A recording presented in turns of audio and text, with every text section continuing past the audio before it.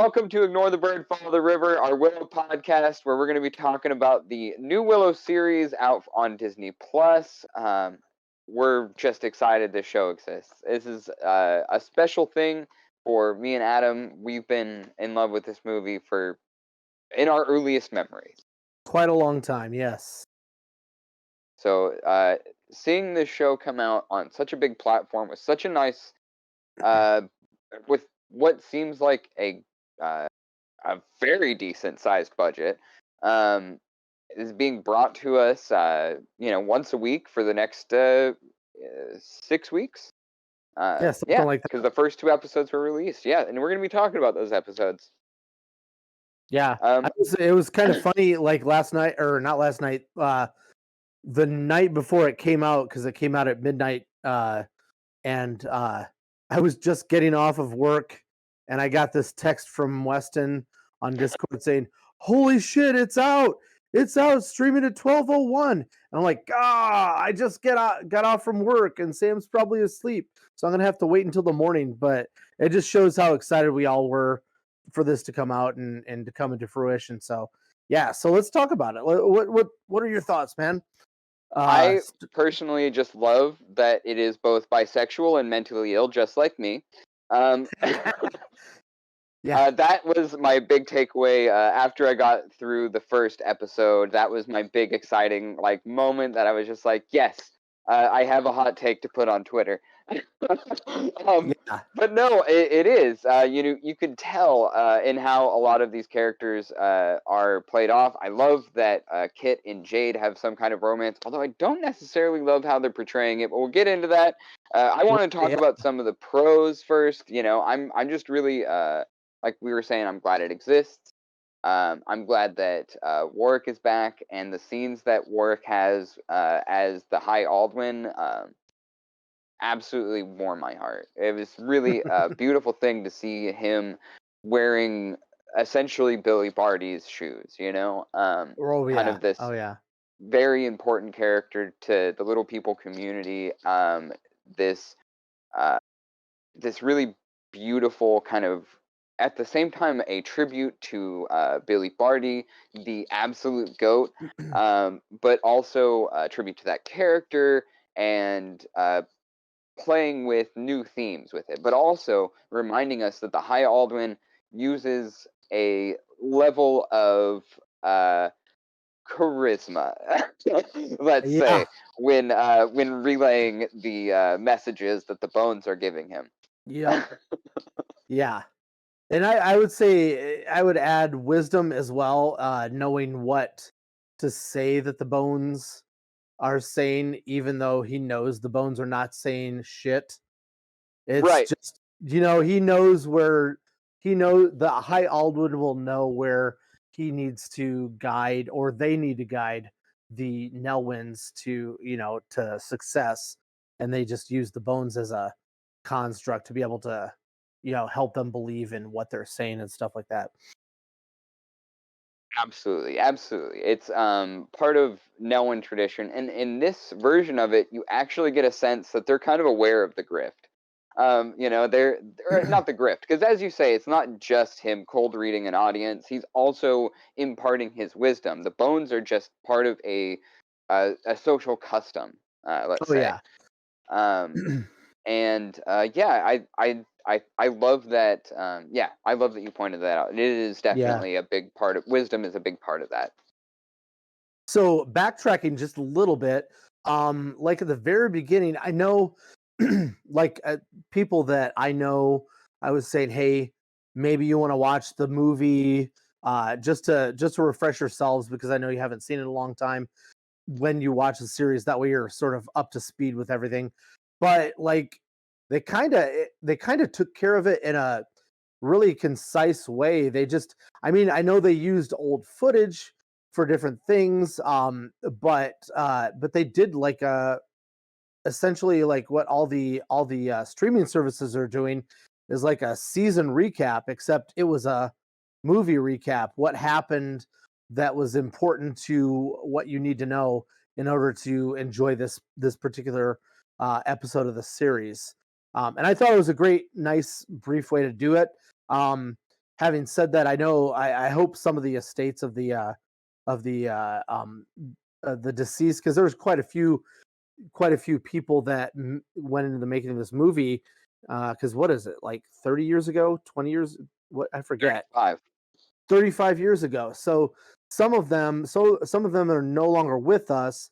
So hopefully they're getting credits for that, and I know they're getting credit in the film and everything like that. So that's cool. But it was a great way to start it off. And then they just sort of jump right in, you know. I would love to. I definitely want to point out, the first thing we see is this book sitting on a stand in this old room with dust Yeah. covering it, and it's a Laura Dannon symbol on the book. So it's Yes. almost like telling us this is the book of Allura. But as soon as we open, the first image that we see that's going to tell the story is reminding us of the first person that sacrificed her life, for Allura, for the Yes. world, the nursemaid, maybe the most important character in Willow. Yeah. Oh yeah. And we Yeah. don't say it enough, damn it. Without her, the whole movie would not have happened. Everything wouldn't happen without the nursemaid absolutely being a very essentially sacrificing herself and knowing that would happen in the name of a better world for all. I think Oh that's yeah. a really beautiful and radical kind of sentiment that's expressed within the original.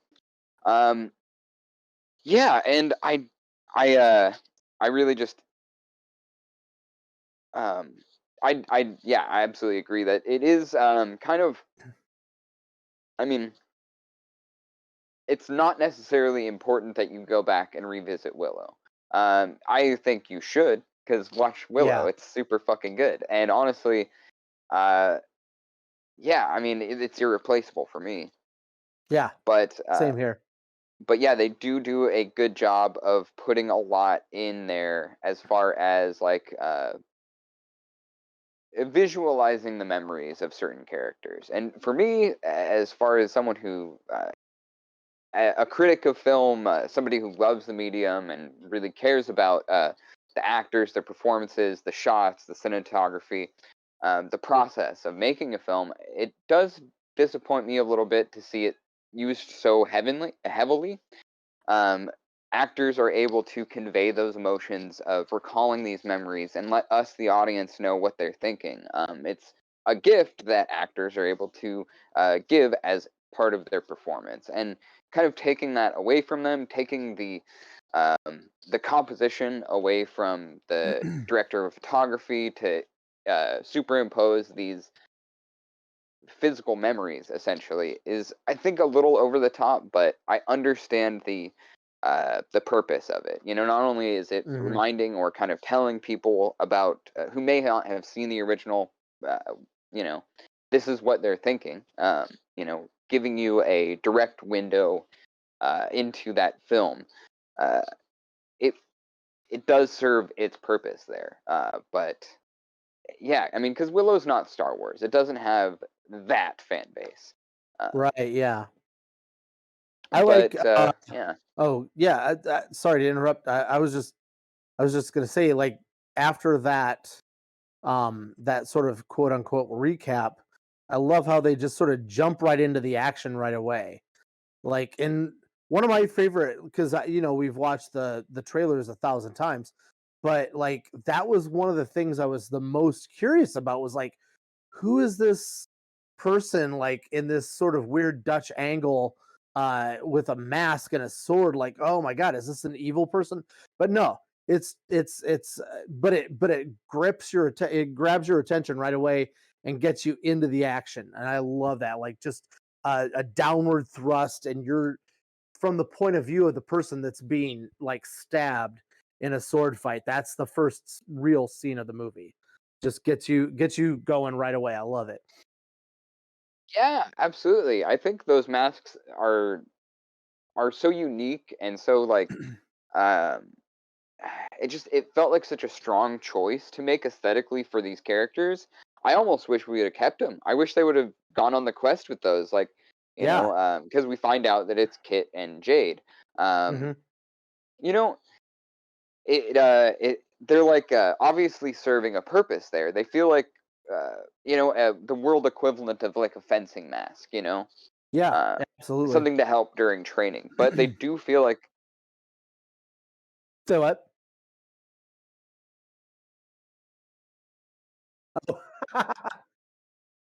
Yeah, yeah, and it just felt like they did offer a certain amount of protection. And if I'm not mistaken, they didn't like leave the top of the head and back of the head unprotected. They were almost like full helmets. yeah, But I can't quite recall. But either way, they serve a yeah. defensive purpose as well. And you'd think going out on this quest that's going to be very dangerous, you might want to bring those. But that's just me. Maybe. We don't know that they didn't bring it. Maybe it's in their backpack. Well, I hope they did because they are really cool. And I hope Yeah, we don't they're just pretty never sweet. see them again.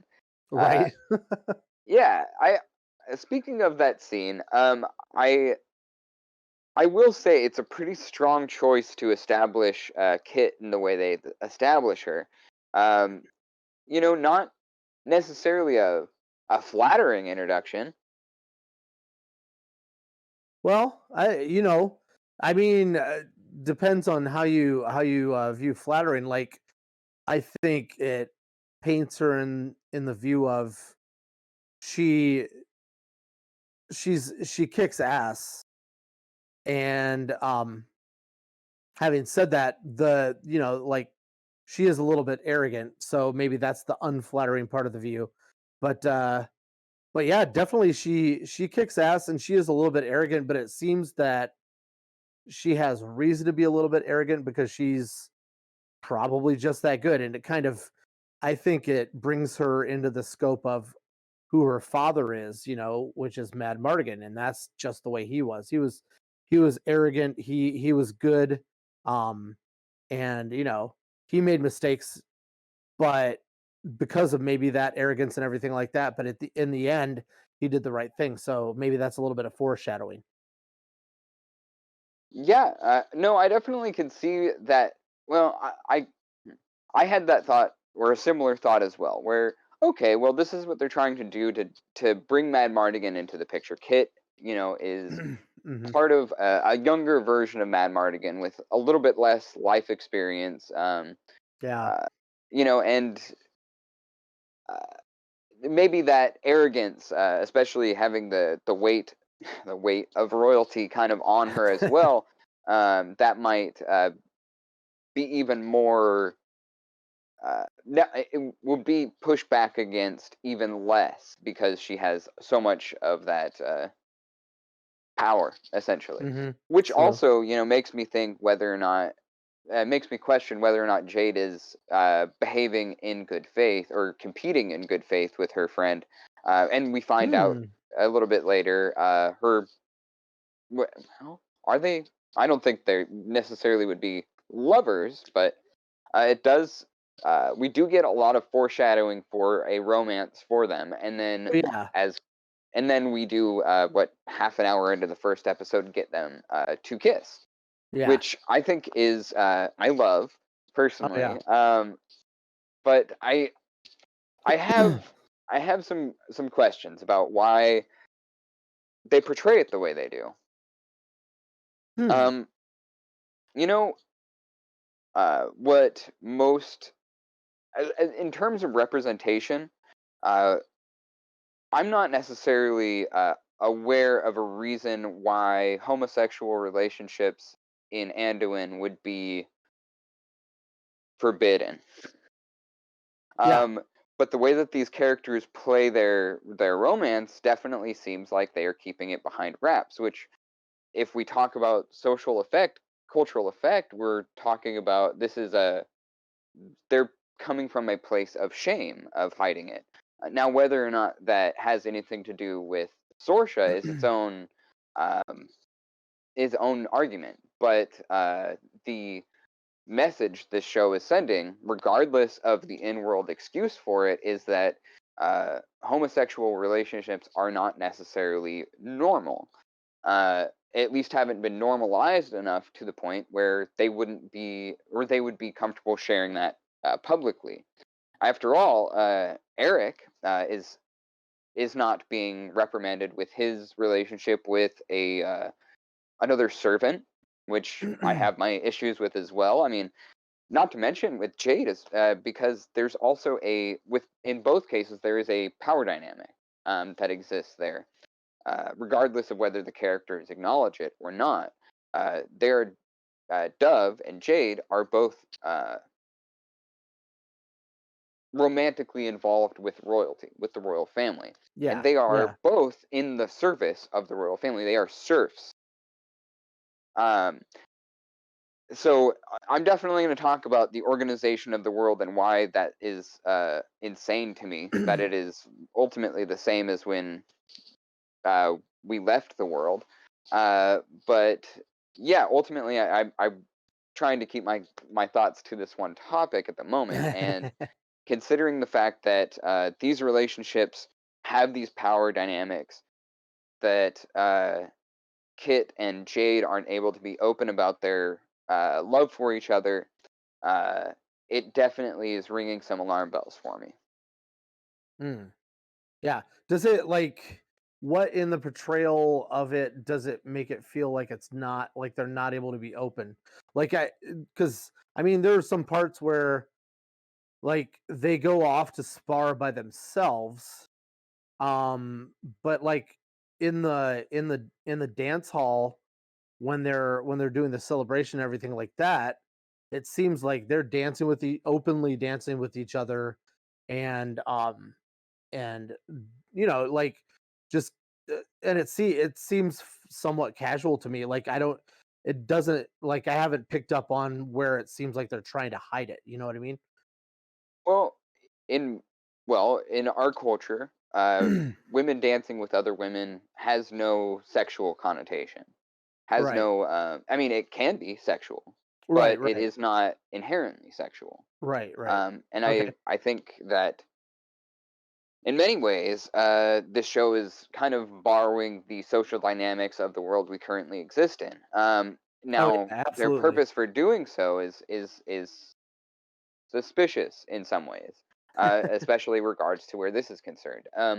Another way that I kind of picked up that this isn't a normalized thing is the way that when we see, I think it's in the end of the first or beginning of the second episode, Borman sees Kit and Jade sleeping near each other, fingers almost touching. Oh, And yeah. when Jade, I believe it is, wakes up, she Mhm. sees Borman seeing them. Borman makes a face like, well, I won't tell, and they don't talk about it. In Oh, fact, okay, yeah. the Yeah, yeah, characters yeah. don't talk about anything, evidently. These characters' ability to communicate with one another is ass. And I don't mean that in a writing perspective, I mean that in a character perspective. And I don't know why they're being portrayed like that because none of them have the capability to communicate with each other like normal, healthy adults. And why couldn't we get at least one of them? Right. It's terribly frustrating because think about what this says about Sorsha. Uh, honestly, this is a huge diversion. I have over a page written about just Sorsha, but I have a lot of feelings about this. Sorsha is one of my favorite characters, one of the more important characters to me. Carries a lot of weight in the original film, a lot of baggage that she got from Bab Morda. And the more you read into the lore, the more you find out about this. Um, so, so effectively, this show is portraying Sorsha from a place before she had the ability to kind of heal herself. This is a version of Sorsha if she had never met Mad Mardigan, is how I'm seeing it. Maybe they're trying to do that because Mad Mardigan literally isn't there, but Mm. it feels like this massive character reversion. After the she makes her decision to leave Bab Morda to stand against her mother, this woman who has been an absolute terror in her life, provided her with um, unlimited sources of trauma and pain. Uh, I would think that that is a big part of starting the process of breaking generational curses.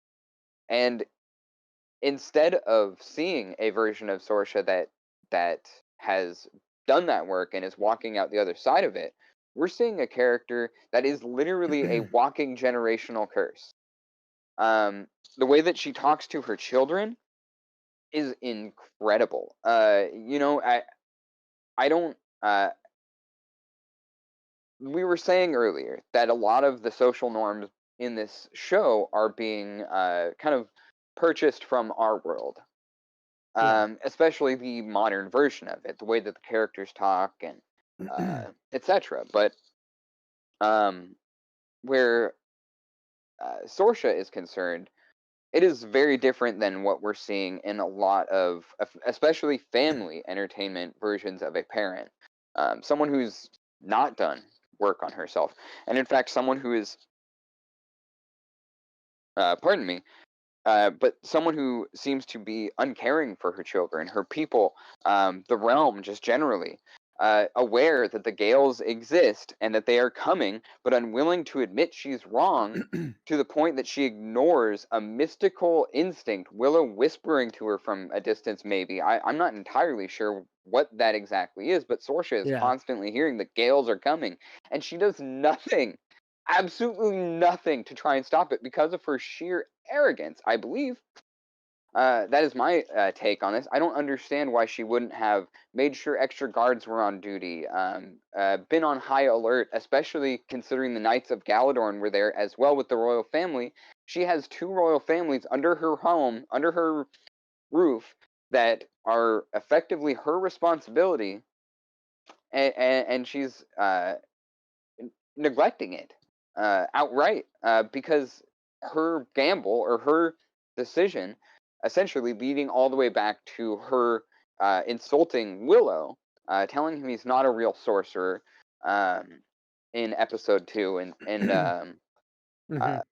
that In a rift that flashback. starts Yeah. because she refuses to let Alora be trained because she doesn't trust Willow to train her.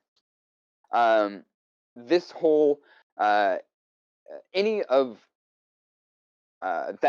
any of the protection she could be doing for her realm would effectively be proving her her how wrong she was, how incorrect her judgment was, um, and it breaks my heart because this character could have been anything, to this story, and this is what we are being served.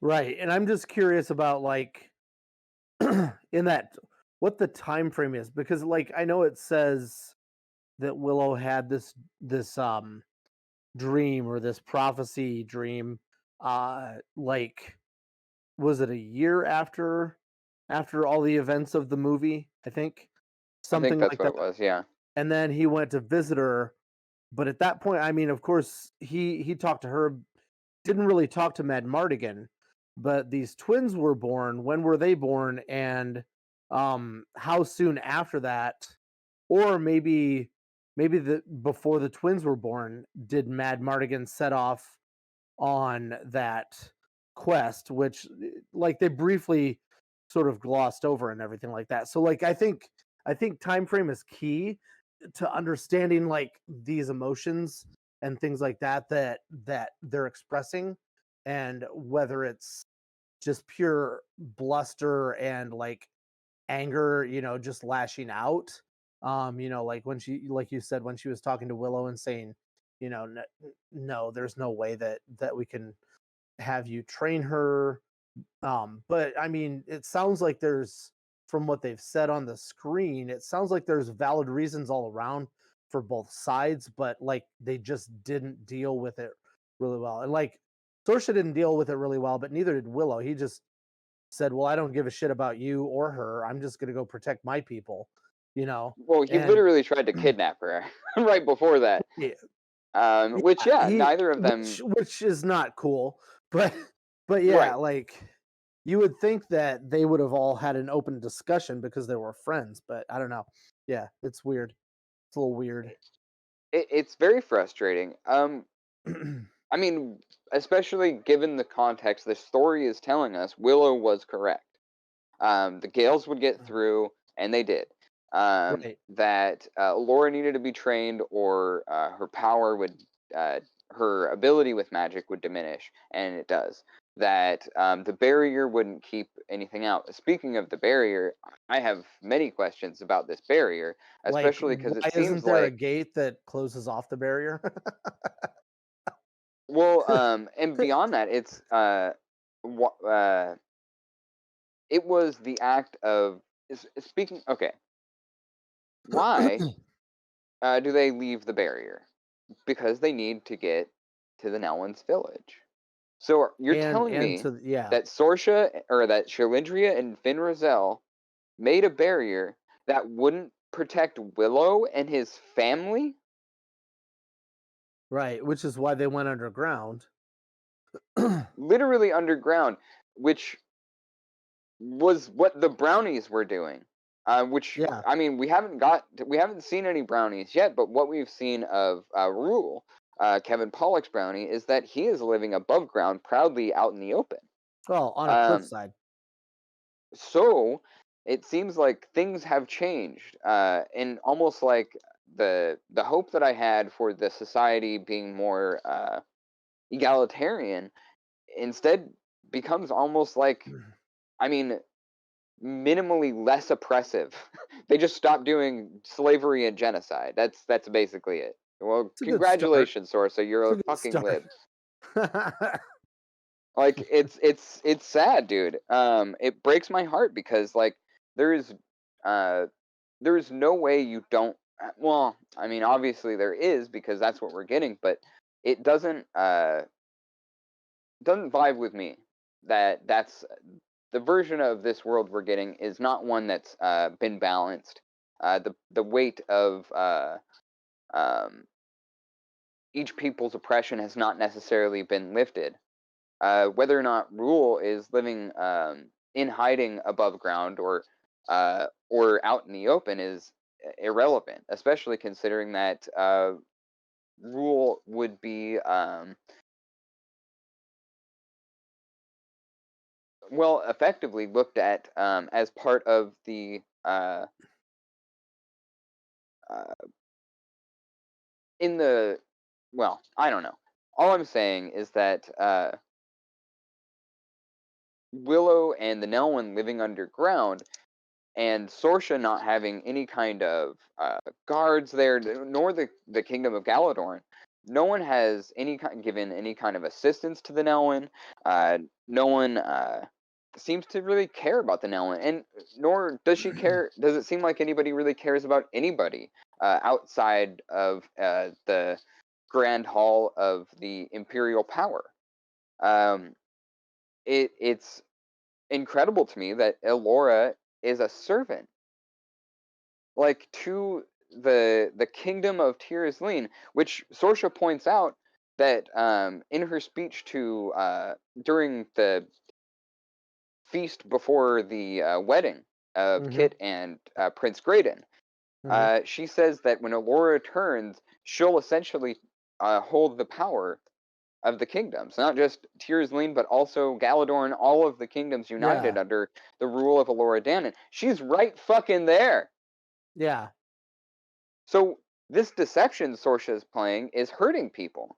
It is putting people in the toil of everyday hard labor.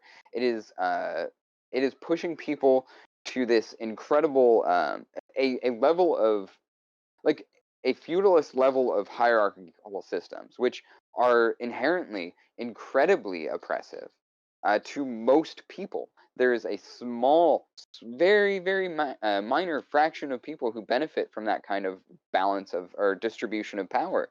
It being held in the hands of a handful of kings and queens is not the kind of world that it would that I would hope springs from a movie about a proletarian farmer overthrowing the seat of all of the power, effectively oppressing all of the people in Anduin.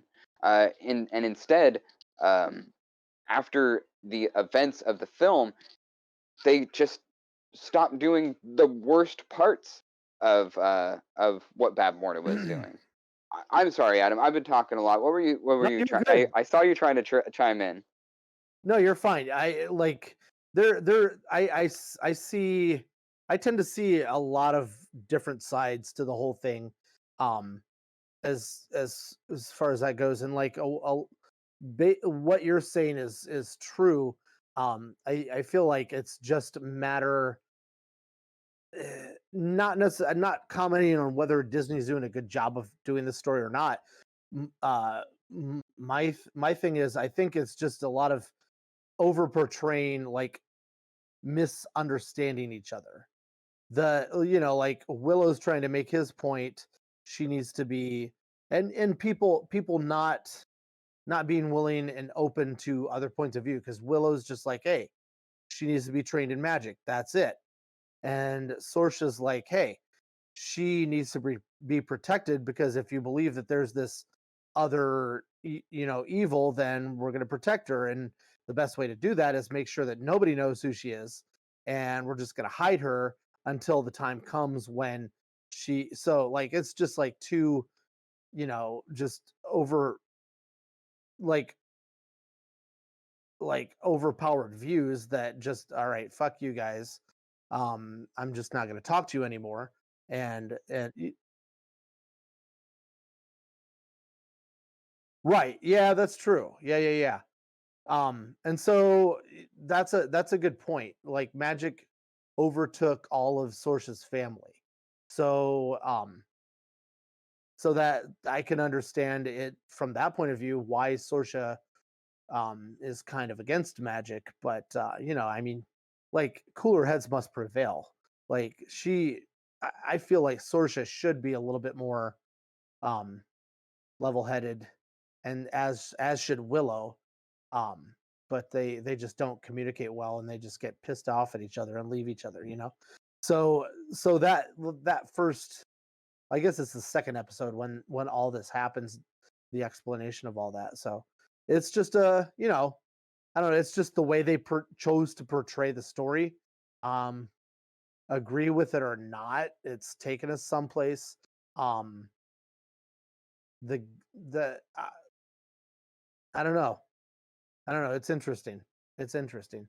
Um, Well, with us having the knowledge in advance that Willow is, of course, correct, it, and Sorsha even admitting it in their conversation when he tells her there's no barrier that'll keep them out there, there's no weapon that can take them out. mhm, She acknowledges this, um, but she is the amazing thing, and probably the driving force for Willow's character development through this series will be um, redeveloping his what we were essentially doing in the first film, redeveloping his sense of confidence. mhm.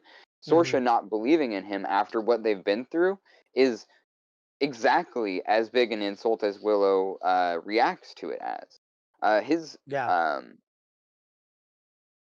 his ability as a sorcerer is, when they are having this conversation, is absolutely not necessarily at the point where it is when our heroes meet Willow in the ruins of the Nelwyn village.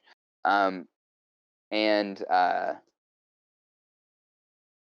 but his analysis is correct in that Elora needs to be trained, and Sorsha admits to this.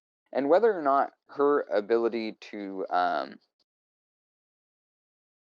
whether or not she feels a certain way about how magic was used around her, used against her in her lifetime, um, and how it has affected her, she would have to admit the reality that magic also saved them in Nockmar.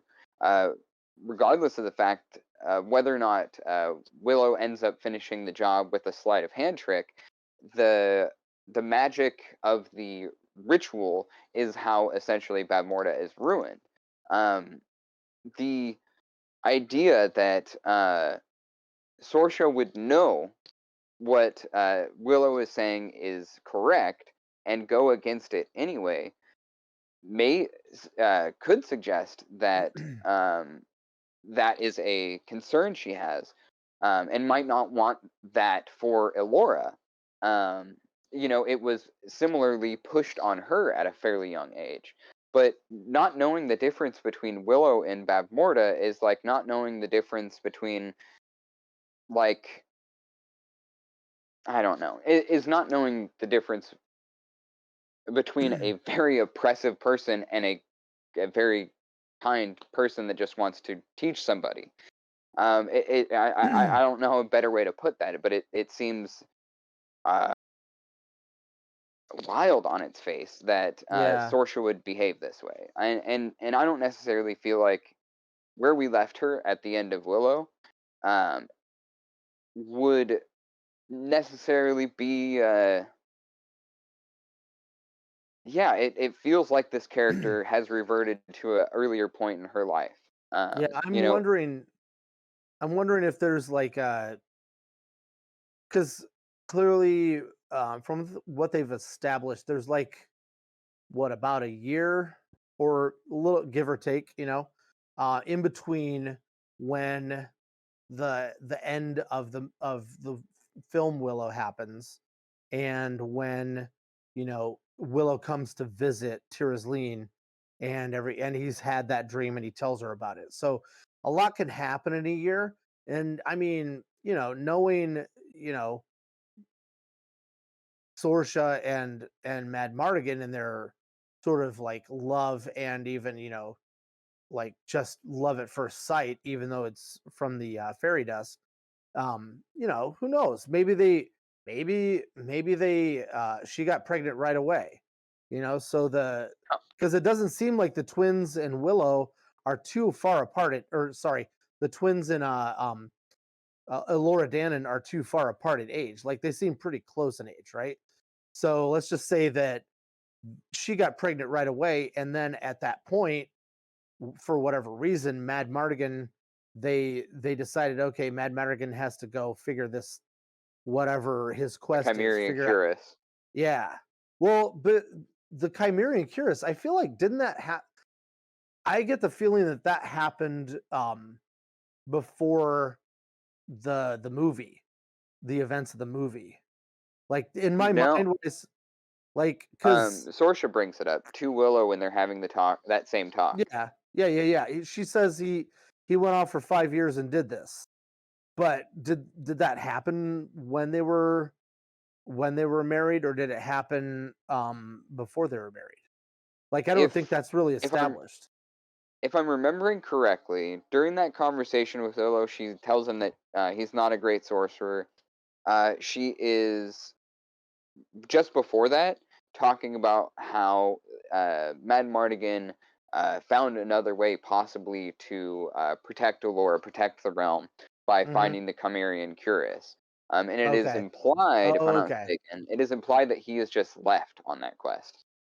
It Okay. might have been a story like it might be information that Mardigan had been sitting on through the course of the original film and Okay. wasn't relevant, but it's unclear. Okay. I needed to watch that again because I didn't like for whatever reason I just took that as like that was the Curious thing was something he had done at some point in his life. Um Hmm. And if he found it, why didn't he like if it was in that point of time where, after they had been married, why didn't he bring it back? Where is he? What's he doing? You know what I mean? So I feel like those things are sticking points for Sorsha and reasons why maybe she's a little bit more uh angry with Willow than she should be, a little bit more defensive, a little bit more standoffish. Um Maybe he's already just left on that quest or something like that.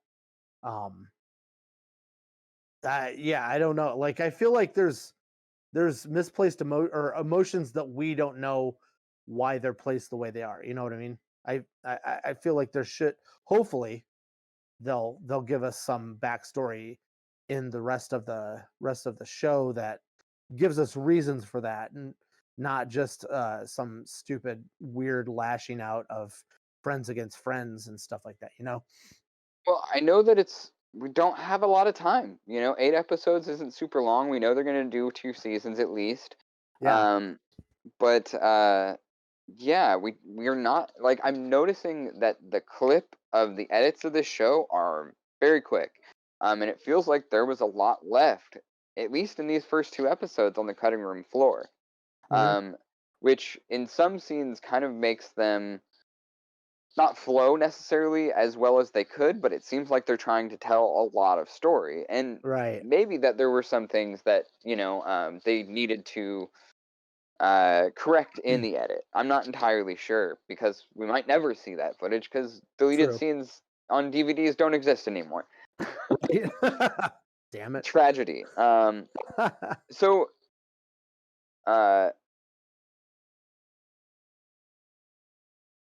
yeah, I don't know. I also just it's a sticking point with me, uh, especially if it feels like a Disney wicked stepmother. The way that she makes Alora uh, a servant girl, you know, like she refuses to give her it does something that is very similar to how Babmorda treated her.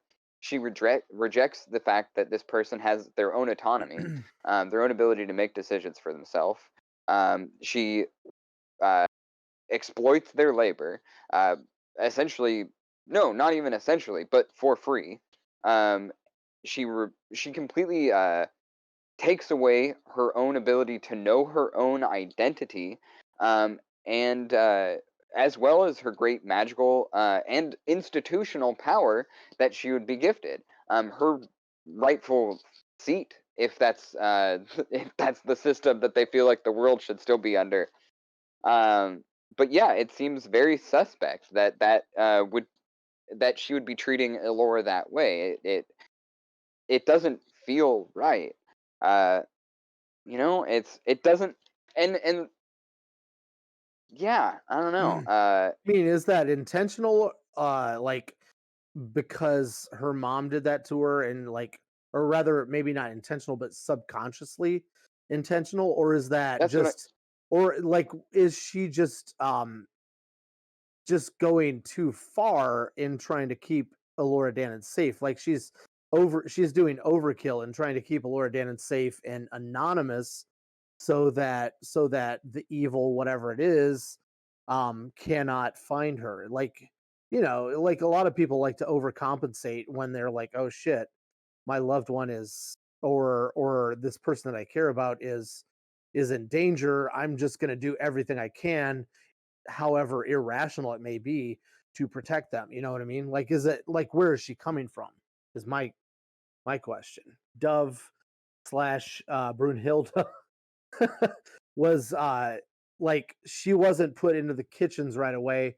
She explains this in the second episode. She wasn't put into the kitchens right away. She was actually um made fun of because of her name, and then she went eventually found her way to the kitchens, and it was cooking was something that she was good at, and so that's why she ended up becoming a kitchen maid. So it's not necessarily like they wanted to profit off of her hard work. It was just that's where she found herself. You know what I mean? Not to diminish anything that you had said, Weston. I'm just, you know, Is playing effectively devil's advocate. she's a servant. Like regardless of the enjoyment of the amount of labor, it's the decision between one form of hard manual labor or another. Whether or not she likes doing cobblestone or cooking in a kitchen is irrelevant.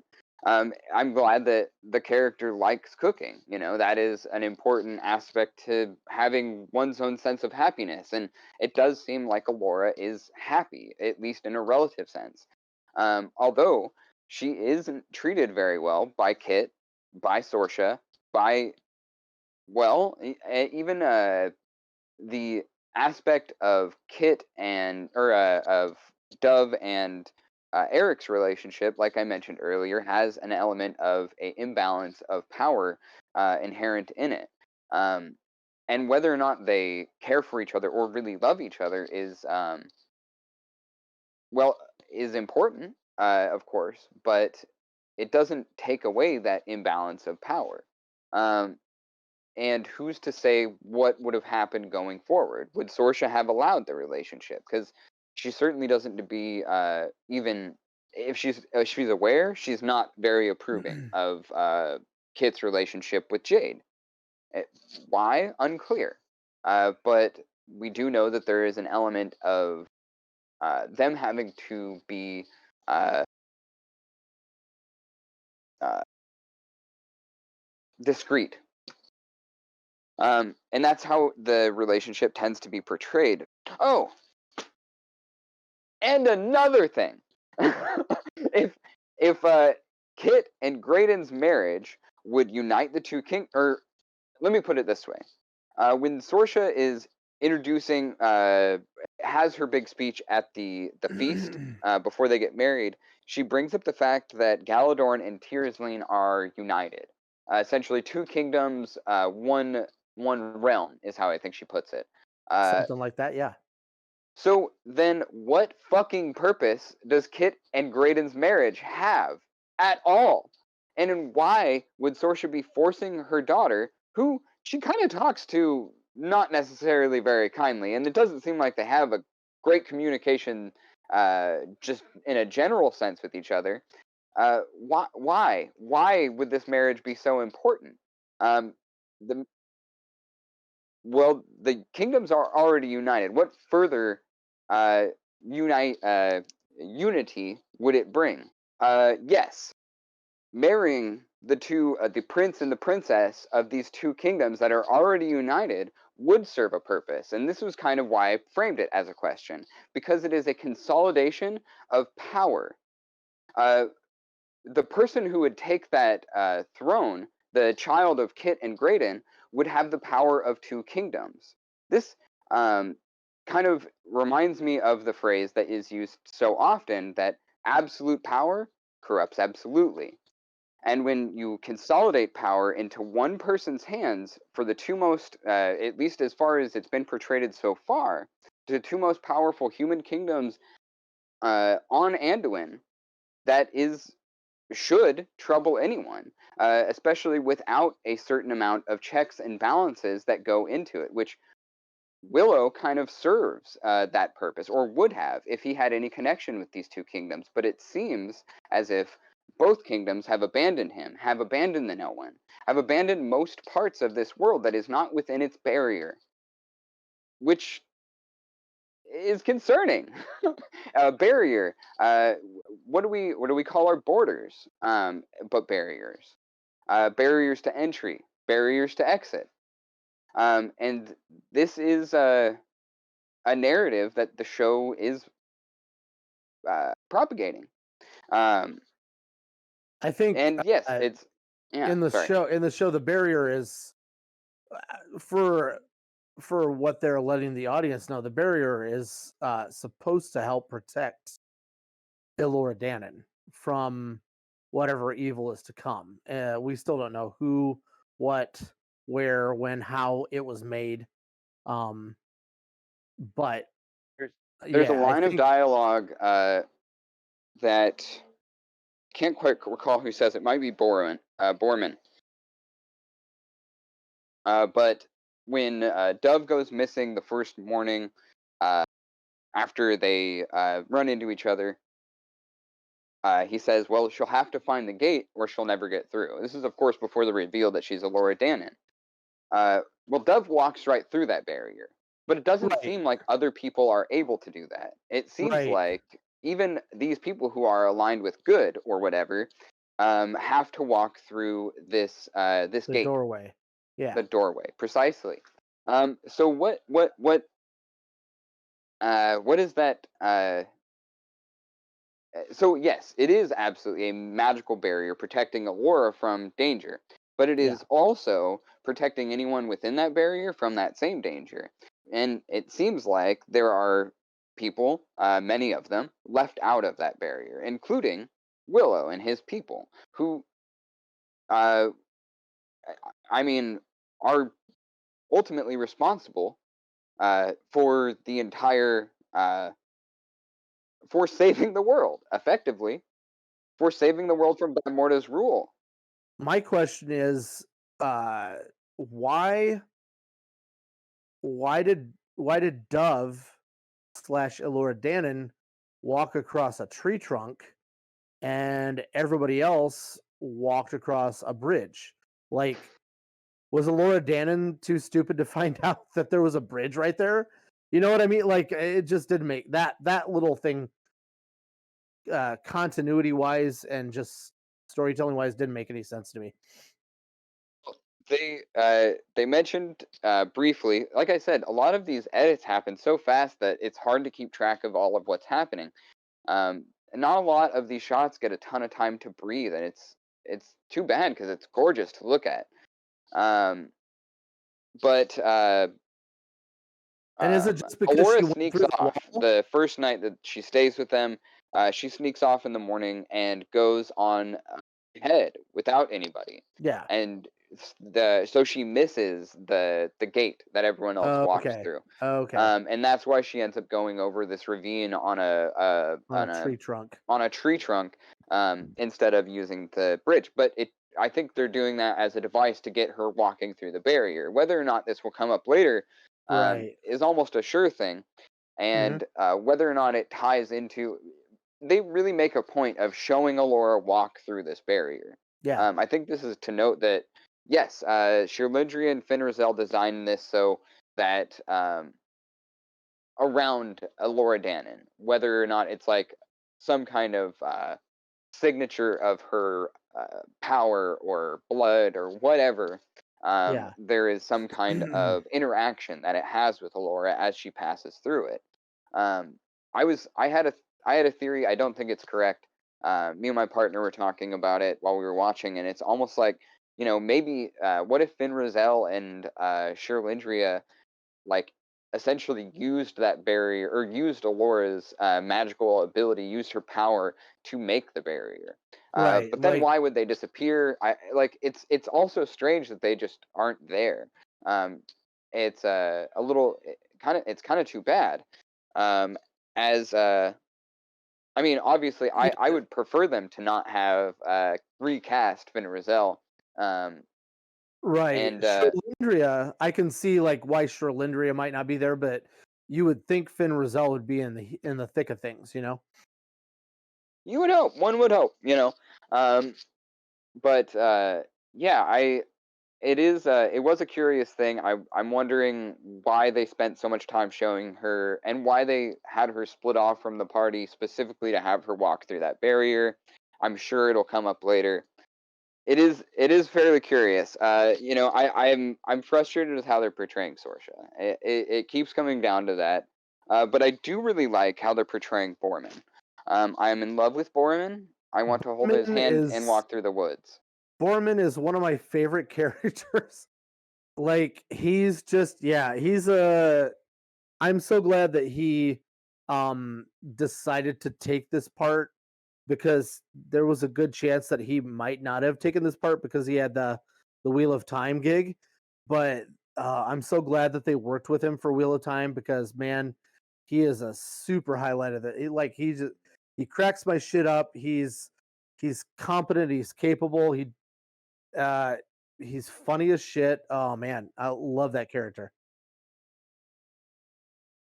I, yeah, and the more that we see him, the more I'm kind of charmed by the way that they're portraying him, and the more I'm curious what the tie-in essentially. I mean, obviously, he says it in episode 2 that he was Mad Mardigan's squire.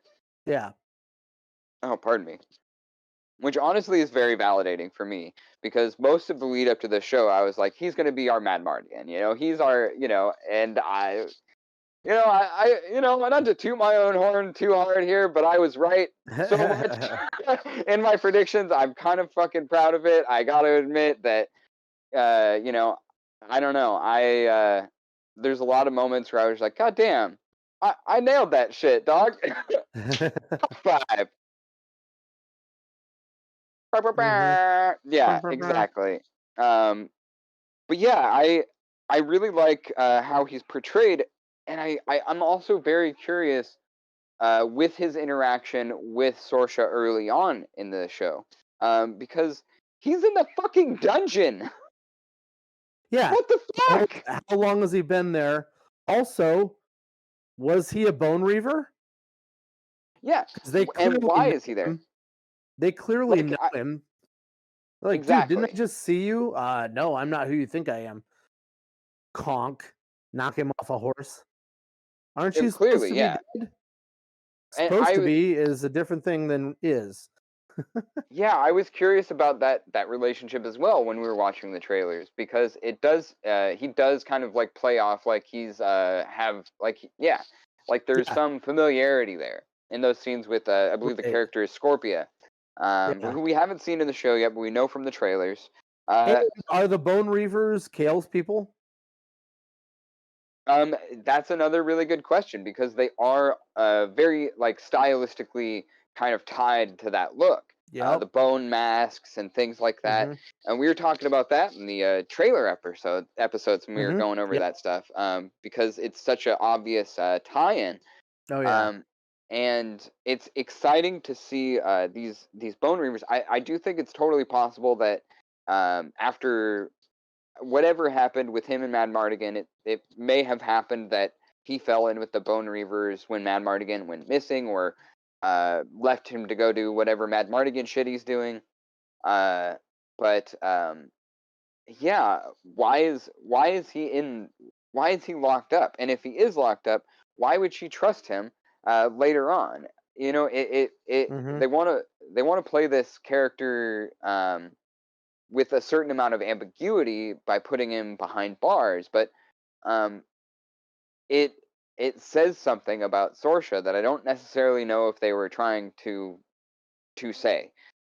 It's kind of another point where I'm like, this character, the way that you're doing this character is wrong. I don't like it. Um, yeah, because it doesn't necessarily make a lot of sense. Yeah, just why keep him in the dungeon at all if he is so much a familiar part of her life? And why would she be going to him for advice on Kit? And why would she be like literally just talking shit about her children to him?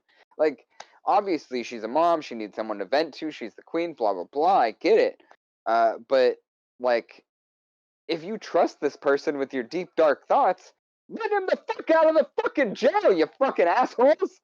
Well, here's the thing, like, there's a lot of things in here, in the whole so far in just 2 episodes that shows that they they're all for good or bad, they're all about keeping up a certain appearance to the world. And, I'm thinking, because why would Sorsha wanna keep up the appearance that, "Oh, we found Laura Dannon, now we don't know who she is. We don't know where she is." Why would why would they this guy apparently she pardons him from X amount of crimes, including one that he decided to mention. Um and she says, "Okay, yeah, we'll pardon you from that one too." So like they're all like he's in jail to keep up appearances of some sort, way, shape, or form. Like what those appearances are, why they want to keep up those appearances, and is that valid, or is it just stupid that they're trying to do that? Is to be seen yet. But like, I mean, I can't see any other reason. Like, if he's committed so many crimes and um he's in jail either because there's a good reason, or B, because they need him to be in jail so that people view him to be in jail and not be privy to her counsel and shit like that. You know what I mean? Um, I suppose it's possible that Borman was like, the Bone Reavers are after me, lock me up. You know, I don't know, but it's possible. We don't know enough about this character, and I'm right. very curious why he was locked up, and why, if he was locked up, Sorsha would let him out to go with her children and Laura Dannon, who she knows is Laura Dannon, to go and go on this quest that is obviously going to be very dangerous. I mean, yes, he's a capable warrior. We get shown that very quickly, as soon as he gets his cleaver back, which is so cool. I know we've talked about it, Yeah. but goddamn, that's cool. Yeah, it's pretty sweet. Um, yeah, I mean the yeah, it's just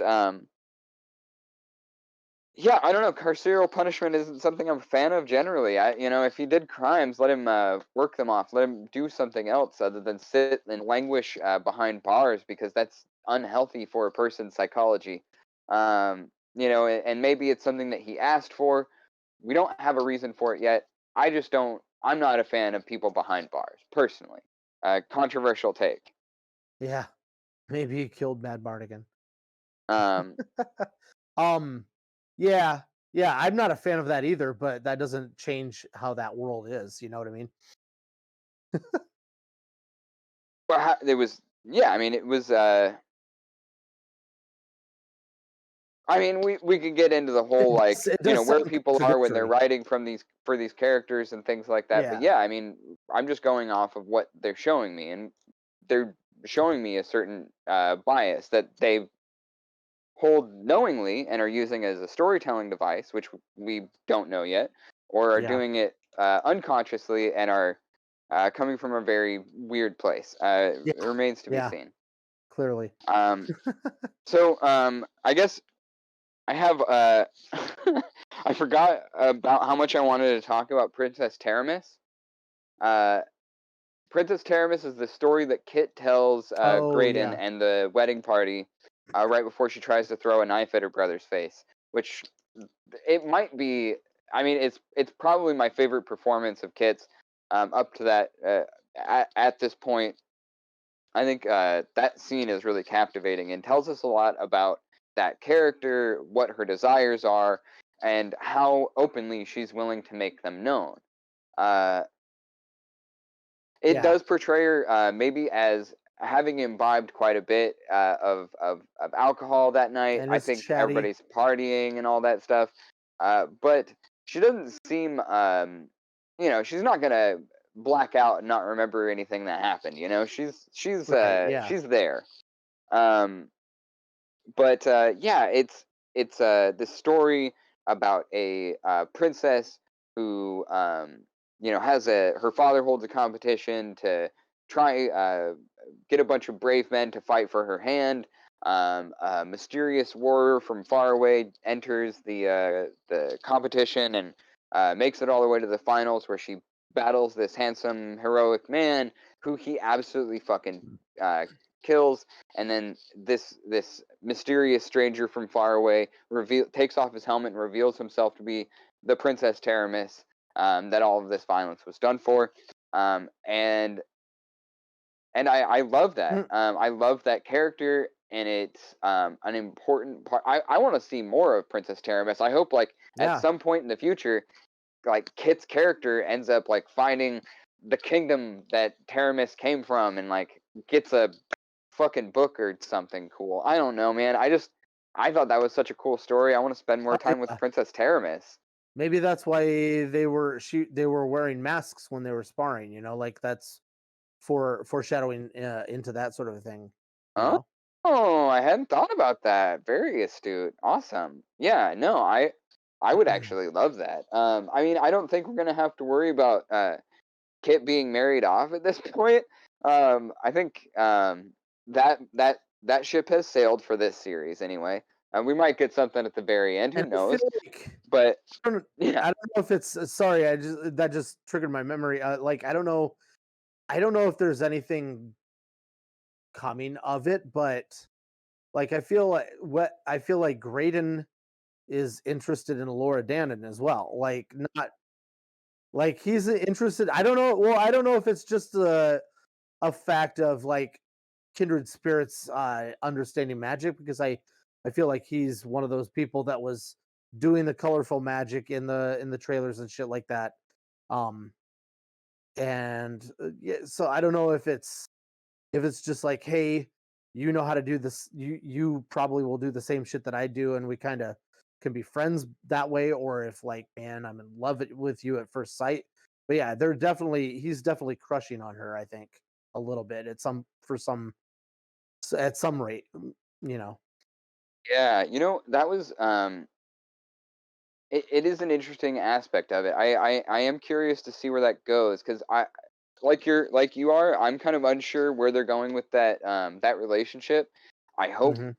I kind of personally hope that it's more from a like knowledge and understanding and learning, and kind of Mhm. like Graydon having the knowledge that Dove doesn't, and Dove having a lot of the self confidence and boldness that Graydon doesn't necessarily Right, have. yeah. And them kind of being able to show each other, kind And of be this colleagues. new, yeah, be like, yeah, comrades, comrades in arms and all that stuff. And we both have theorized that Graydon will learn magic at some point in this series, and I definitely can see how that would work. He's portrayed as kind of the uh, like that kind of archetype, a shy sorcerer, who is very book smart, knows how to read a map and things like that, Mhm. but is uh, yeah, it knows all of these obscure ancient languages and things like that. And I think that Yeah.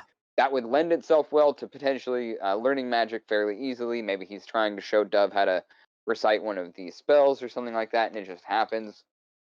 Right, I yeah. think remains to be seen. Um, but yeah, it's interesting. Considering Eric, and his whole role in the story, because we know that him and Right. Dove were romantically entangled.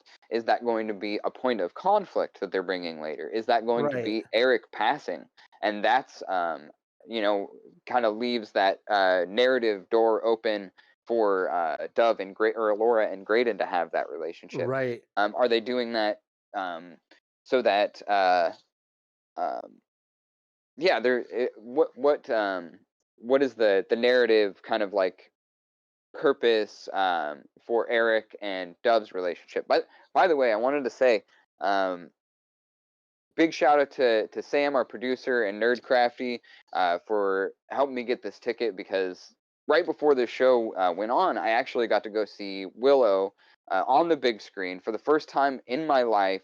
It was one of the most magical fucking experiences. Those wides on a big theatrical Oh, yeah. screen, the surround sound, the nuance that you could pick up from that score was just like all of those. Uh, God, there was moments where it was just like I had seen this moment so many times before, but for some reason, it just hit me a little bit harder. Like as soon as we see Laura get on, wash up onto the shore of the river with Rannon and Mims, like I just tears, man.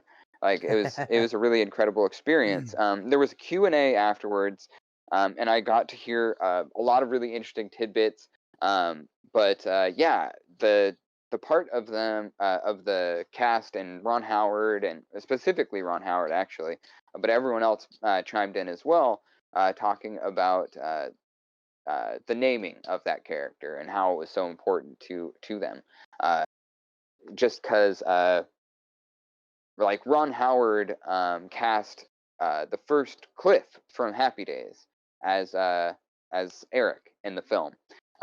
So this is someone that he had Oh. a relationship going back forever with, Mhm. and was very close to, and really loved the performance. I think Eric in the original film is an absolute hunk. We love him. We stan. Uh, Super stud. But yeah, I also they brought up the fact that right before they started filming, Gavin, the actor, he passed. So it was like this really, it Mm. was important already, but the importance was heightened when it came to that name, that character Mhm. coming up all of the time.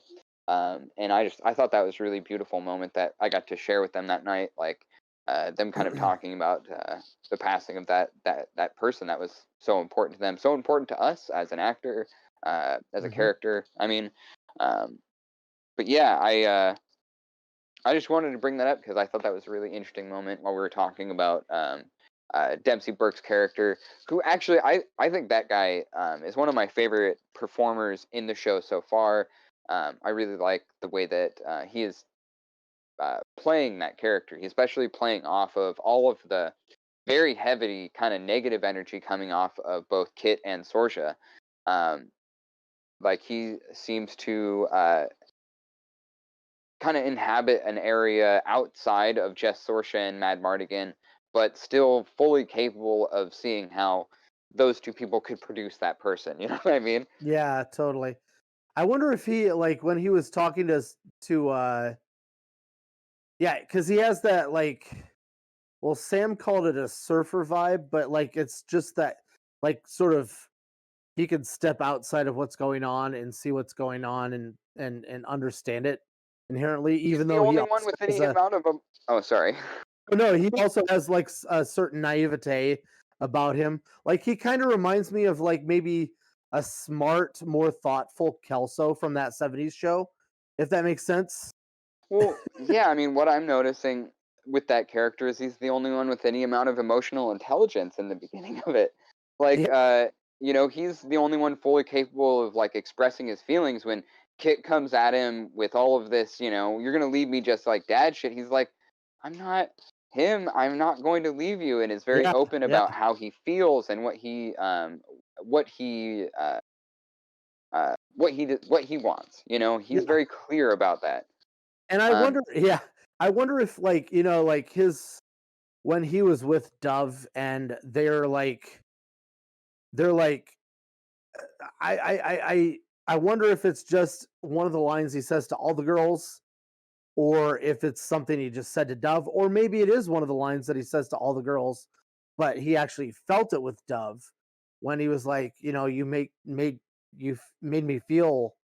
I forget his exact line, but it's just like, wow, something it feels different. So you made me feel something different, and she was like, yeah, I'm in. Like she took it and ran with it, but and I wonder if that is him, you know, like actually feeling love, feeling, infatuation, or maybe all of those things, plus the fact that Elora Danan has some sort of a magical aura, like presence about her, and that he's feeling that as well. You know what I mean? Like there's yeah, he's clearly strong with the force. There's like so many different things like in my mind about that just one moment. And I'm like, well, duh, Occam's razor. He's a teenager. She's a teenager. They're like making out. Of course he's gonna say, dude, I feel something different than but that was before, like and all that stuff. But like I feel like there's something to that. I mean, it could be the Lothario thing, but I honestly, I felt that character was being genuine. Like Yeah. it did feel like that moment with like that type of uh, Don Juan type of character, Yeah. finding real genuine care and love for somebody. Hmm. And that's kind of the vibe I picked up on it. I picked up on from that character, but yeah, that's just vibes. I Yeah, do. that's what I thought too. Yeah, I like how that character I like a lot how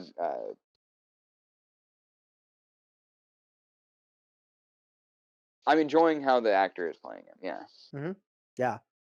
Um I'm excited to see like because he really didn't have much in 2 episodes. Like he just basically had was there anything of him in episode 2? I don't think there was there? no, Yeah. we don't catch up with him because he's been carried off. Yeah, We know so from the trailer there's a few things we do see him do that we yeah. haven't seen yet. Yep, I'm excited to see what that is and how his character arc, plays out and everything like that. Yeah, I think he'll end up contributing to the narrative quite a bit more than most people who are just taken prisoner. Oh yeah, cuz I mean clearly I mean, why wouldn't they try to kidnap Laura Dannon? Why did they kidnap him? Why did they, like, because from what Graydon says, seeing things from above, it seemed like he was the one that they were after anyway. And that's they got what they wanted, the Gales when they came to I mean, they could have kidnapped any of them, but they specifically took him and got the hell out, you know? Right. Right, because Sorsha says something about Bavmorda's blood runs through Kit, Eric, and Yep. her. Yep. So really, any of those three would probably have been able to That's fulfill true. whatever prophecy they're trying to have fulfilled. Um, but yeah, it's Still so much to kind of like find out from all of that. But Yeah, yeah, yeah, I do really like that character. I can't wait to see more of him. But something Sam said off the mic. The Force is strong. You know, when we were talking about his yeah, relationship to Dove, I did think that yeah. was funny, especially considering the fact that Anduin is now canon, Right. which I So never thought I would see. I mean, honestly, because it is tied to that April Fool's joke, I never right. thought they would go back to it because it ties Star Wars and Willow together by that Yes. name almost in and of itself. So how So much of that April Fool's joke is also canon, right? how much is going to become canon? Exactly. And when Willow's talking to Dove, he keeps saying the bloodstream of the universe, this thing Yeah. that flows through all of us. He talks about it like it's the fucking Force, like we've been talking about it Which for the last year. which I mean, in all fairness, that was one of the lines that the High Aldwin said in the movie, but like they're taking it a step further, and definitely like I mean, not yeah, they're definitely comparing it to the Force without comparing it to the Force, you know? Yeah, it's not explicit. We're not going to get it Yeah. probably, maybe even in this first season, but I do think it's on the horizon for Willow to be taken Oh into the man, Star Wars universe. Yeah. dude, they're gonna fucking summon Grogu. Oh man, they as soon as they tie the two worlds together, it wouldn't surprise me at all. Yeah, Grogu shows up. I mean, honestly, who better to learn from than Willow? right. Grogu's got to learn the Force. So with this whole Star Wars connection thing, we did a whole episode on it, and there's like a lot of potential there for uh what could be happening. I think the admission with Anduin is a huge deal. It at least means a lot to the fandom just to have that acknowledged. Oh yeah. But whether or not, yeah, like I was saying, I think it's for sure. It's very possible that we will get some kind of Star Wars connection. Maybe, probably not in this season, but maybe next season. And yeah, I think it would be hilarious if, like, I- God, yeah, the whole Grogu thing that fucking got me. That would be hilarious. Um, and yeah, because we've talked about how much sense it makes, um, and I think it would be interesting, uh, especially from the perspective of like uh, for Willow. I mean, because I mean, just in like a superficial sense, I mean, Davis having such a connection to both franchises, it would be kind of like this real. Uh, I mean, it would be a huge deal for him. He would get some work, damn it.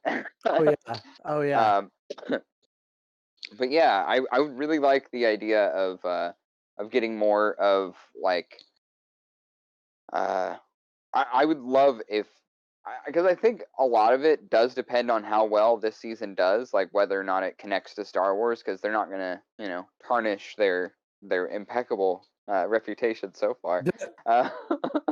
Uh, but yeah, I do think uh, Willow would have to do really well for that connection to actually come to fruition. Uh, Unfortunately. Yeah, I Uh, feel if it does, I feel like it's probably maybe more of like a season 3 or 4 thing, if mhm. anything. I don't think they'll bring it up right away. Because they'll have to try to build on, oh, this season was good enough to get another season. Now let's double down on that before we start going off into. But I feel like I feel like they won't fully pay it off, but maybe they'll start like adding other small little tidbits in to sort of uh, tie those worlds together. Maybe in season 2. Man, and how cool would it be to get something like something animated in the world of Willow? Like I think Oh yeah, like the Tales, or what was it? It's like Tales of Star Wars or something like that. That really gorgeously animated series of shorts they did that was like kind of building on the world, and like a bunch of anime production companies were involved. Oh yeah, because there was well, there's now a Tales of the Jedi, which are shorts, but also like just before that there were and I can't remember the name, the actual title of it, but it was multiple really well established anime artists doing shorts based off of the Star Wars world on planets that are known and obscure and just like little side stories that nobody knows about. Yeah, and I would love something like that for. Yeah. I just would That was love really something good. like I that liked it for a lot. Willow. Yeah. I Yeah, loved that'd it. be Yeah, great. I absolutely adored it. So seeing something like animated in that style, or just like with that level of dedication, detail, effort, Mhm. I would be very happy to see like some of the backstories of these characters come to life. Some of the stuff that one of our previous guests, Alan Varney, had a hand in creating, kind of fleshing out this world and the creatures and characters in it. I would love to see more backstory on Sorsha or Sherlindria, Friend Yeah. Rizal, any of these characters that we've grown to love. It, but yeah, like we're saying, I hope the show is that successful. Or I know we've even talked a lot about this before, but yeah, no, even I was gonna say even in the format, like I really liked what Amazon Prime did with Wheel of Time. In like um they kept the story like about the story close at hand. They did world building, but they didn't like get too deep into it to detract from the story that's happening right in front of your face. But they also did like a series of vignettes that were animated in various fair most of them were similar, but they were slightly different animation formats, just giving you backstories of like how the magic system works in this world. Um, famous famous people or people rather people of legend that people in this world know about or certain people know about. You know, like just little tidbits that help you understand what this world is about and stuff like that. And I that would be freaking amazing for the Willow universe to do something like that because it was they were really interesting, really well done, thought out, and just they give you a lot of bang for a little bit of content. You know what I mean? yeah, exactly. And I think something like that, like I would, I mean, I would eat up anything they have for me. But yeah, I would love to see something animated because I do think that there is an element. Um, what I noticed with how Kasdan has kind of crafted this world, it's so much a loving tribute to the original, but there's so much other nerd shit that he's kind of uh, kind of paying tribute to as well, or picking up on that was in the original as well. I mean, like uh, the Chimerian Cuirass we were talking about. Yeah. Chimeria it's of course spelt different in this show, but is literally where Conan is from. Like Oh the yeah. word Chimeria, Hmm. it's used. It's a very pulpy kind of reference, and that's kind of something that I'm getting out of this series is this love for pulp storytelling, Hmm. kind of pulp fiction, I guess, Yeah, for lack yeah. of For yeah, lack of a better title. yeah. I think there's a lot of love for that kind of thing in this. You get a sense of like somebody involved definitely uh, was a big fan of that style of storytelling, and just and sees how much the original Willow plays into that, and how much Lucas was kind of like inspired by that style of storytelling as well. Right. And they give us like Um, a little tidbit of it, like you mentioned Chimeria, like when because we didn't know this in the movie Willow, but I can't one of the episodes they give us this tidbit that Elora Danon is the last of the blood of Chimeria. Right. So that's a whole unexplored realm that we know nothing about except for the fact that Mad Mardigan went off to search for and actually found the cuirass, which is apparently a breastplate that has magical properties. So I'm yeah. glad you brought that up. Yeah, it's really interesting. Because we don't really know. like that detail of the prophecy, like why Alora would be like the uh, I mean, we just know the birthmark. We don't know anything else that Yeah. denotes.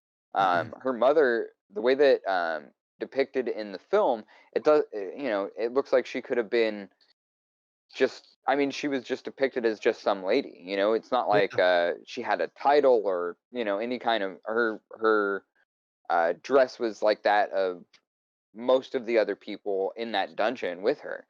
Didn't look like she had much.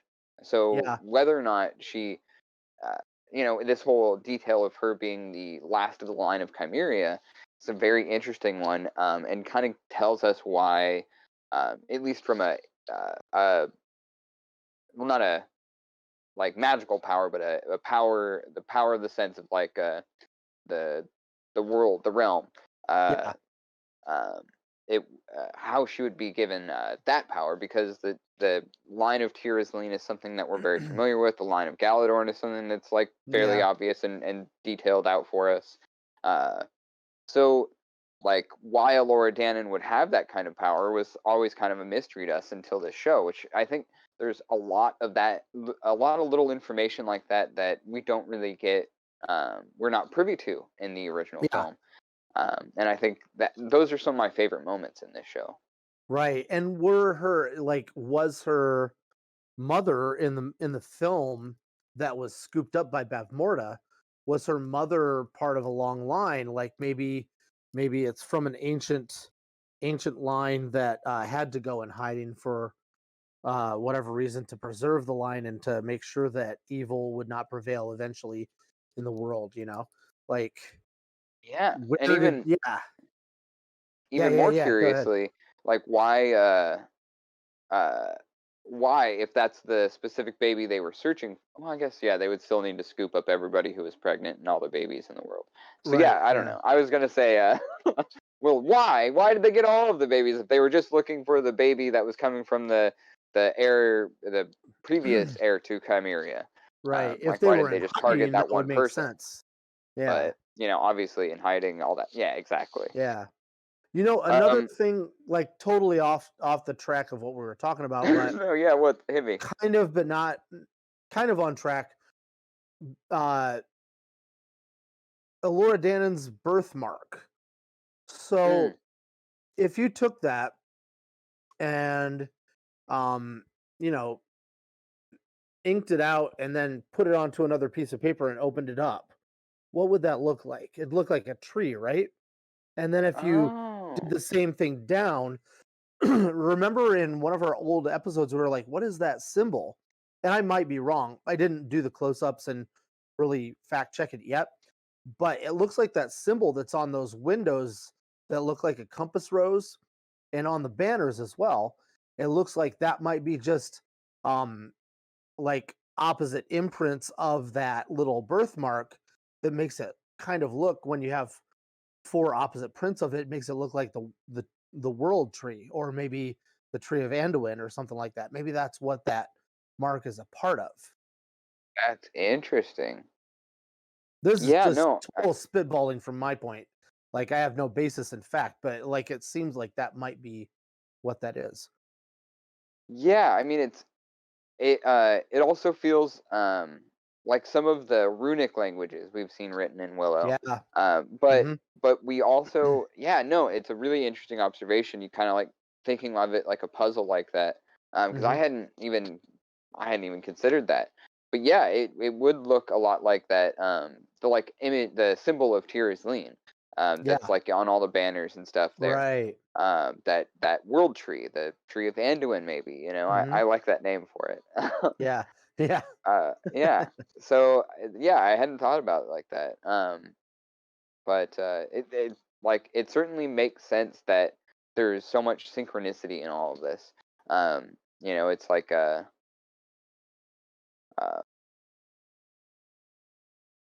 yeah, symbology always is important in storytelling, and whatever this symbol means, maybe we'll find out at some point. Like a lot of the fine grain kind of detail of all of that stuff. Hmm. But yeah, it sounds like, I mean, you know, I mentioned earlier, it definitely feels like I desperately want whatever footage they've clipped out of this, because it feels like Oh yeah. there's so much that they couldn't get into these first two episodes that was obviously, like, well, maybe not obviously, but seems to have been shot from my perspective. Yeah. Um, like, yeah, there's at least a couple of scenes where it definitely feels like almost disorienting how fast the edits are coming, how fast the like, there's the scene where they're all about to leave, and at one moment Jade is talking to, oh my god, we haven't even talked about the weird infected knight yet. The what?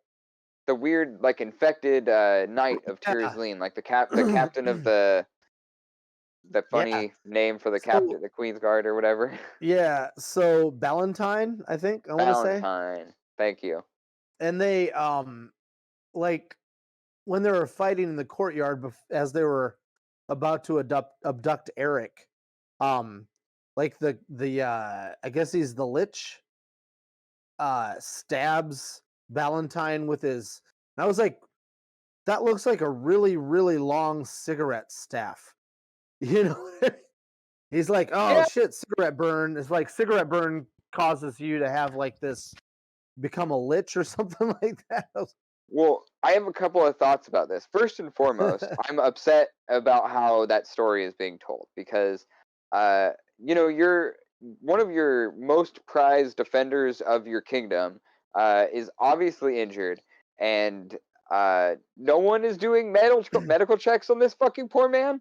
Like, Right? And someone, he's just by the like, time he it's leaves, that okay. thing was infecting his hand. It would have gone, like, if you took his armor off, you would have seen a Yeah. probably huge infected area, and someone would have Yeah. been like, "You're not fit to travel, motherfucker," and Yeah. we wouldn't be having that problem. And so, from a storytelling Right. perspective, I think that's a little bit.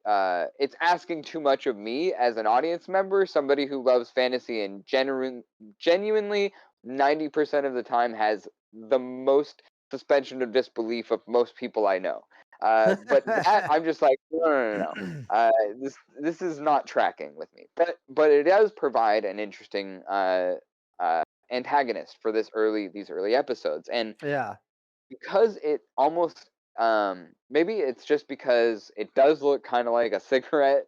Maybe it's like the aspect of kind of like almost the way that the infection is almost like smoky tendrils. It Yeah. reminds me Yeah. of the scenes we saw Jade fighting Kale, where he was dissipating into smoke. And what if that was like something that was Mm. fated for that character? I don't know. That was just Yeah. a thought I was having.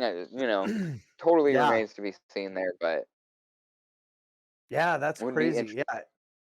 And he in that that act, yeah, it's just he's just like, oh, brush it off. It's nothing. I'm fine. I'll be okay. But that actor has such a fucking resonant, deep ass voice. And I know I've seen him in other he was in Game of Thrones. He was in some Star Wars properties. I think one of the sequels. He's been in quite a few. I've seen him in quite a few things, and like every time I've seen him, I'm like, wow. I'm surprised by how deep his voice is still. Like every time I see him, it's pretty crazy. Just almost why the Kale connection is happening, maybe for me. Yeah. Just because that actor had a very like commanding Yeah. voice as well, which really helped because his face was always obscured. Yep. But yeah, Yep. his voice as well was very deep and gravelly and resonant. Yeah, Yeah. um, definitely feels like there's some parallels in that casting at least. Oh yeah, absolutely. And now, of course, I'm assuming his whole troop, it's not just the guy that asked him, "Hey, what's wrong with you? You want to find out? I'll show you." And then, but assuming his whole troop is now liquefied or lichified.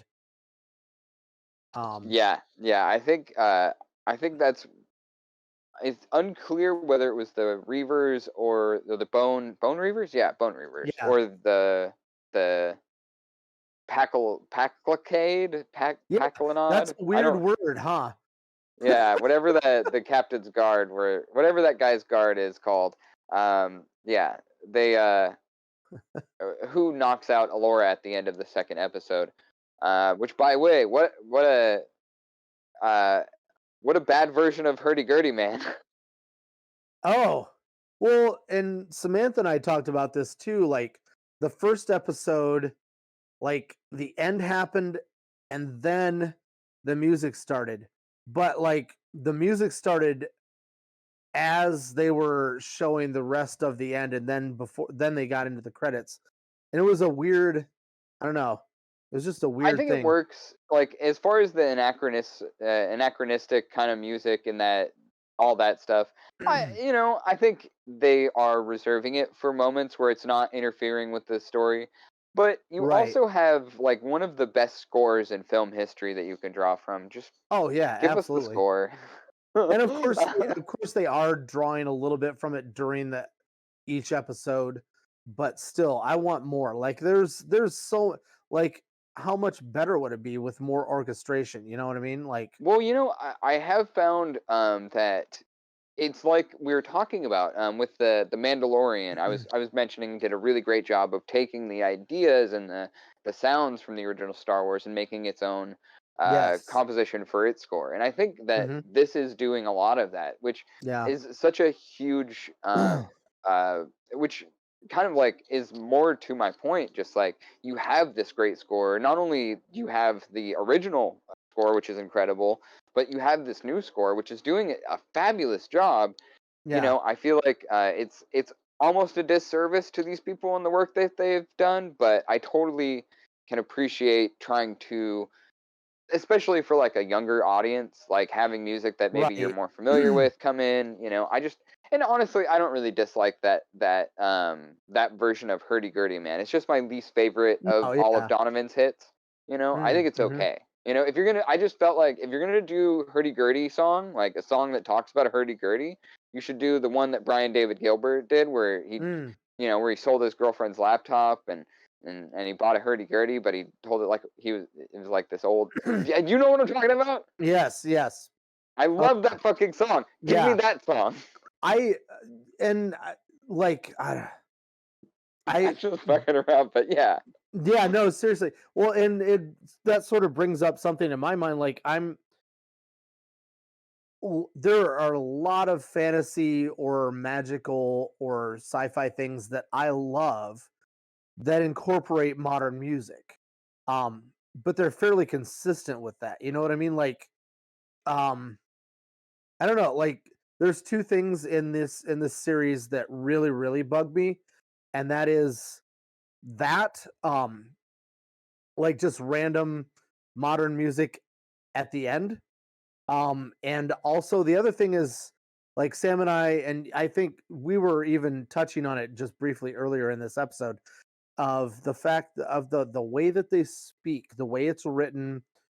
Um, it's just straight up modern syntax and language, and it just sort of it when it happens, it takes me out of the moment of the show. You know what I mean? Like it takes me it just makes me it suspends my or it takes away my suspension of disbelief for a split second, which is a millennia if, depending on what the scene is, you know what I mean? Like those two things I'm just like, man, I nothing against the writers, they could have just done a better job of keeping it so it was not that was non-time period specific, you know what I mean? Like I understand Disney trying to be cool with the new kids and everything like that, but I think the new kids are smart enough to enjoy like a period piece, even if there's no real specific period for it. You know what I mean?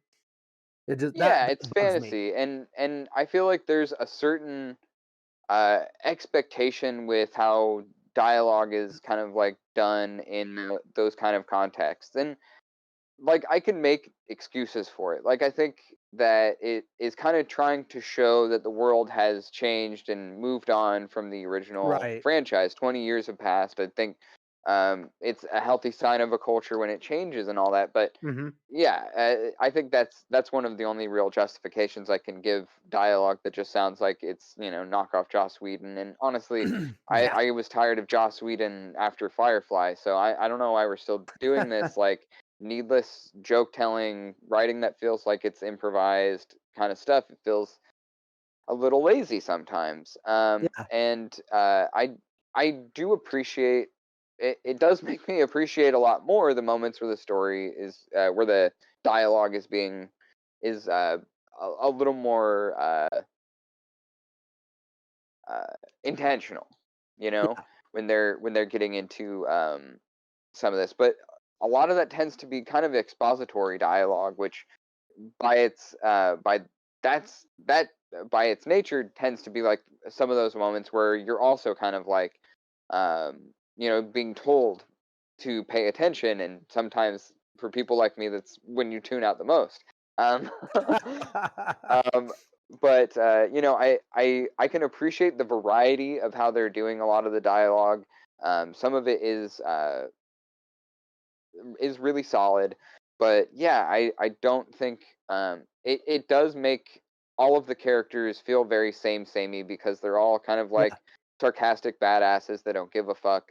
I feel like it doesn't allow each character to have a lot of individuality, um, which we did get a lot of in the original Willow. Oh, yeah. Everyone kind of had their own way of speaking, and in fact, everyone is kind of encouraged to use their own regional dialects and stuff like that. Yeah. So you have a pretty big diversity of all of these different kind of ways of speaking, and that's kind of highlighted by a lot of the dialogue. Yeah, it is frustrating. I want them to be a little bit more like Willow is funny, but it's not telling you it's funny. It's Right. not uh, trying to hit you over the head with its jokes, and It's these more feel, organic. yeah. I mean, it's more naturalistic. If you Yeah. were a weird actor like us, yeah, it fits the world. It fits the situations. These definitely feel a little forced, and um, with a lot of this, it is relatively superfluous, um, like not necessarily dedicated to telling us a story, but Right. trying to give us the impressions of these characters. The only problem with that is they're all written the same. They don't have identities. They're all like, yeah, like I was saying, it's Yeah. when the dialogue tends to ride that line, everyone's, it's hard to connect to these characters. I think that's why Jade and Graydon are kind of two of the big standouts, because while Graydon does have a lot of those lines, most of what Jade has as far as dialogue is fairly straightforward and fairly um, uh, honest, and Yeah. isn't coming from that same kind of headspace of dialogue. It feels like she's not talking a lot either, and in fact, it's led to some conversations about like Alora. The reveal of Dove being Alora might be a fake out that we see later come to fruition. It end up being Alora was Jade the whole time, which Right. Yeah. honestly, I don't necessarily. I can see why that would be a theory or people are having. Definitely, though. Oh, Um, yeah. Yeah, I mean, shout out to the High Alternate TikTok. That was something that they were saying after watching the first couple episodes, was that they've been pretty convinced the whole time though. So I don't know. We'll see how all that turns out. I'm fairly confident that, like, at least from a storytelling standpoint, I'm fairly convinced that, like, it would have been kind of weird if everyone just assumed that, like, this person was Alora Dannon unquestioningly. It seemed like a lot of the Right. characters were like, "Oh, it's Alora," without being instructed to say it was Alora. Um, so that would have been weird. Um, but yeah, I do think. Speaking of the Nelwyn village and all that, I I think one of my other uh, those are a lot of my favorite moments. just like I really liked the scene with Warwick and Annabelle, his daughter, who plays Oh, Mims. can I we thought, give like just stop and give a huge shout out to Annabelle because like all of her scenes, like I mean, yeah, she's Warwick Davis's daughter, but she acts her ass off. She is good. I want to see her in more things, you know? and all of their dialogue is awesome. All of the stuff Yeah. that they get to Oh talk yeah. about, like I was brought to tears by it. It was like Oh yeah. the whole, and it definitely is like that moment when they're standing, like the hug that we've seen in all of the trailers. That whole hmm conversation is just so beautiful because you can see that it's like it feels. I mean, they're real life father and daughter, and it Yeah. doesn't feel like it feels like a confluence of both very very solid acting, but hmm grounded in this very honest reality that they both live. Like it makes me. It seems like Warwick is a very good dad, and Yeah. that she genuinely has those feelings for him, and that's it's not always the case with Right. with fathers, Yep. um, Yeah. especially famous fathers. Yeah. hmm Um, so yeah, but uh, yeah, and did we talk about this in the beginning of the program where I thought Willow scenes as the High Alduin were really solid? Not. No, I don't think we really got into that. Okay, yeah, because But those were, I mean, just like it's like a callback, a lot of it to oh like yeah, Billy Barty's work, and that's such a yeah, huge deal. yeah. You did Um, say something about that a little bit, okay, but okay, I thought I but might have, but I like couldn't remember if it was like, it bears repeating because like those scenes were like it was pretty fun. Like the banter, just the way they did it. Um, it was. I think that was well done. and it felt like Warwick really got to enjoy it. Like it felt Yeah. like something that like he really recognized was special in the performance. hmm Like because it is really special. It was special to me. I mean, watching I mean Billy Barty is just incredible. Oh yeah. Incredible personality, a really fascinating, wonderful human that did a lot of good for his community, and a very important person in that community, in the little person community. hmm So I I know that it was probably something that Warwick wouldn't have taken lightly, and I don't think he did. And I think he really had a blast doing it. It was just I just was watching those scenes and him like I could almost see him thinking about Billy Barty in those moments, hmm like remembering that performance, remembering that person, and like the love that comes with that. Yeah. I just sat there and I was like, this is really beautiful, like just absolutely stunning, just Yeah. um, so much like so much of I've said a lot of negative stuff, but I think it can be counteracted by how much love there is cooked into that tasty morsel Yeah. that we get there. Because we we focus so much of modern media focuses so much on like things that I don't necessarily care about, and it doesn't necessarily always feel very artistic. But when you really feel the love in a performance, in a film that has so many different hands touching it, so much, especially where there's so much time that is taken in between these performances, it just hmm it hit me. It really you can really feel it there, and that was Yeah. a beautiful thing to be able to experience, and I mean, really makes everything worth it. Oh yeah. Absolutely. Um, yeah, uh, and it was exciting to see. Um, yeah, just I mean, the whole village was alive. I mean, Warwick had an apprentice. I mean, Willow had an apprentice, and um, you know, um, I really think that the character playing opposite Willow in a lot of those scenes, Graham Hughes, is doing such a fucking phenomenal job. Kind of really bringing more of the Nelwyn village to life. I mean, there's so much going on in that village. It's why I'm so upset that they're just like kind of left to their own devices out in the woods. We saw.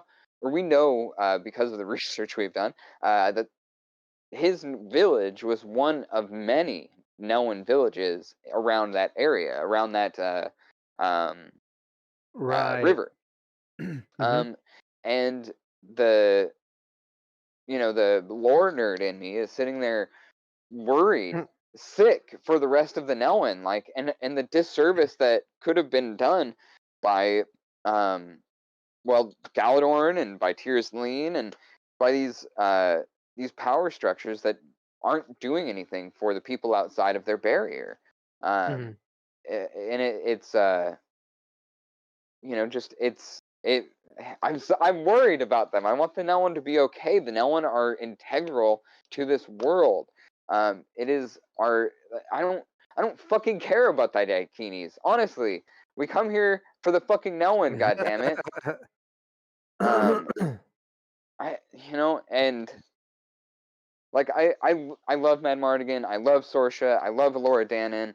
These characters do mean a lot to me, but like it starts and ends with the Nelwyn, and it doesn't seem like they're they're getting the they're getting the real raw end here. And like we don't spend a lot of time with them. Kit's character even demeans their culture and customs, and is like, we don't have time for this shit. We don't have time to learn Nelwyn culture. I just thought that was such a I mean, if you want us to like this character, why are you making her say such terrible things? Earlier, when Maybe they she's don't sitting want there us at to like dinner, her. I don't know if they do. Because when they're sitting at dinner, she's talking to Jade about Graydon, and Jade says, "Aren't there two of them?" And Kit just says, like, what does she say? She says, like, "Oh, there were two, but one of them fell out of the tree, so I have to marry that one." And it's the coldest fucking Oh shit I've yeah, ever heard in my life, dude. I'm just like, this yeah. person is dead, I can presume, because he's not in line for marriage anymore. And that's how you're talking about this man? What the fuck is wrong with you? I Yeah, it just blows my mind. And so when we're in the Noan village and she's like talking shit about them too, I'm like, I don't know, how are we supposed to like this character? She's been completely unlikable the entire way through this movie or this show so far. Um, Petulant, whiny, arrogant, and like Yeah. Sorsha uh, is like correct when she calls her all of these things. But it's like maybe that's why she turned out this way because Sorsha is so much like her mother. At least in the way that the show has portrayed her so far. It's crushing me. I cannot. I'm going to love this show. I am determined. But the way that they're doing my girl Sorsha and her family is breaking my fucking heart. I want to love them, and they haven't been very likable. Uh, With the I hope exception of Eric, apparently. Yeah, I do think Eric is he seems at least I was saying emotionally intelligent. I really liked that moment where he's sitting at the table surrounded by the women and shit, and they ask him about his dad, and he has that like moment where he kind of like Yeah. stares off into the distance. My dad, he was great, that's like, huh, baby, me too. Maybe um, maybe he's the glue that holds the family together, you know? Now the glue is gone. They become unglued. I don't know. Yeah, it was a really I good mean, moment. if you think about it, like Sorsha has Mad Mardigan for a moment um of true bliss, and then she gets pregnant, and then he goes off. From what we know, this is what we're speculating. Um, and then she, yeah, the kids know him. Okay.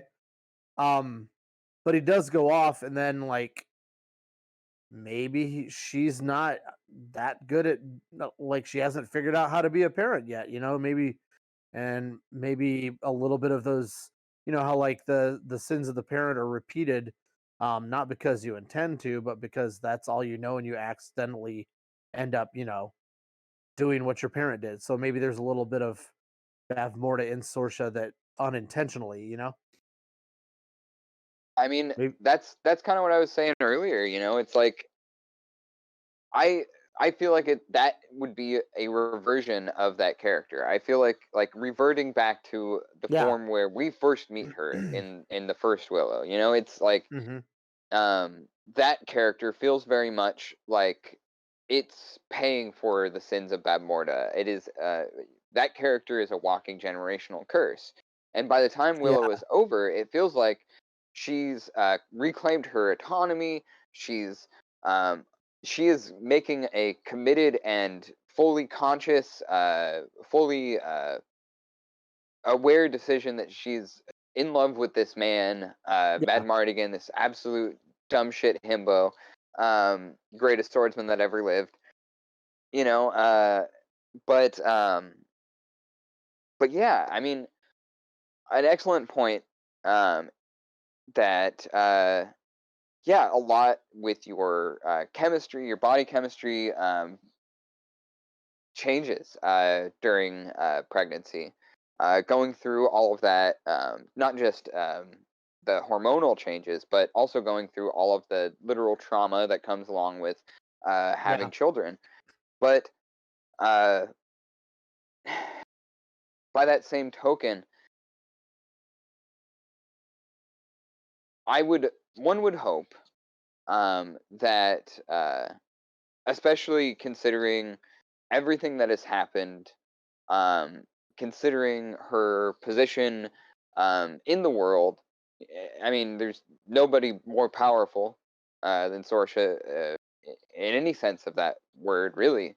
Um, that she wouldn't be able to have the support necessary to work through that, to get all of the help you could ever possibly want.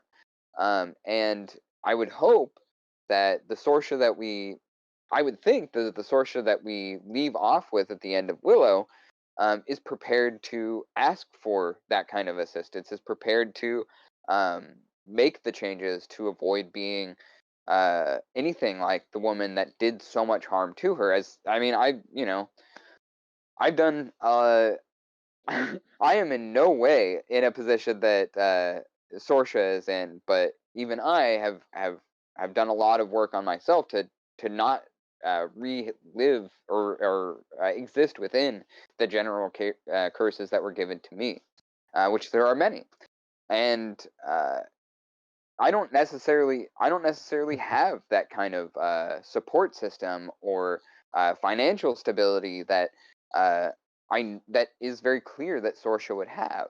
Not to mention emotional support from uh, all of the people that uh, would be available to her, not just her husband, but Willow, and before they built the barrier, even Finn Rizal, I'm sure.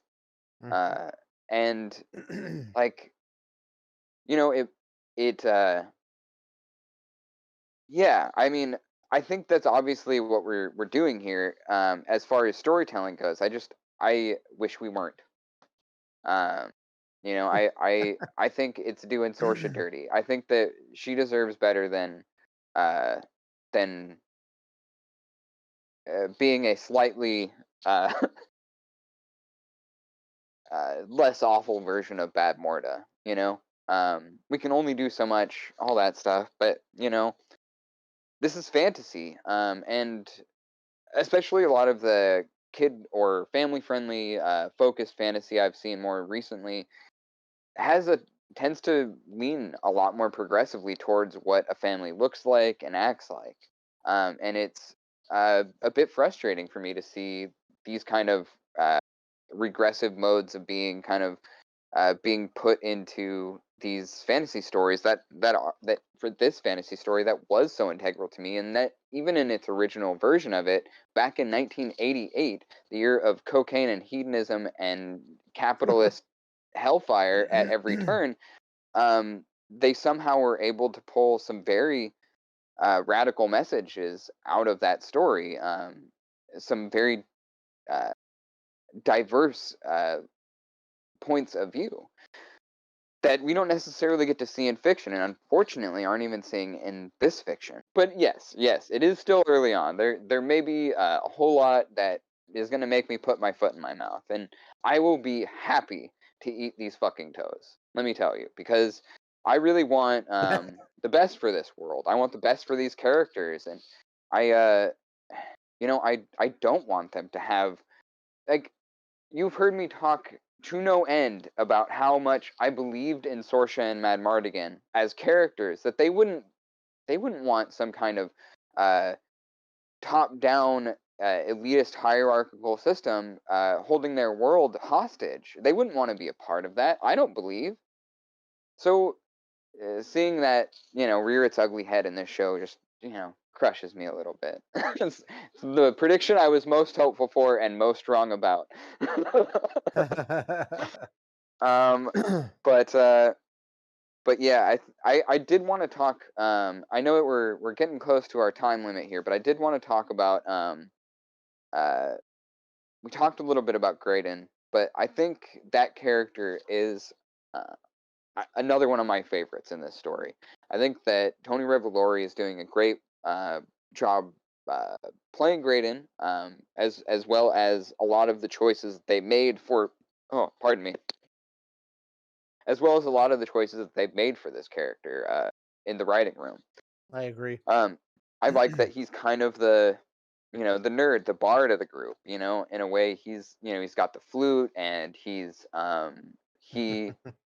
I think understands the stakes better than most would expect him to, but is also very aware that living in that stress, living in that tension, isn't going to be healthy for anyone. So his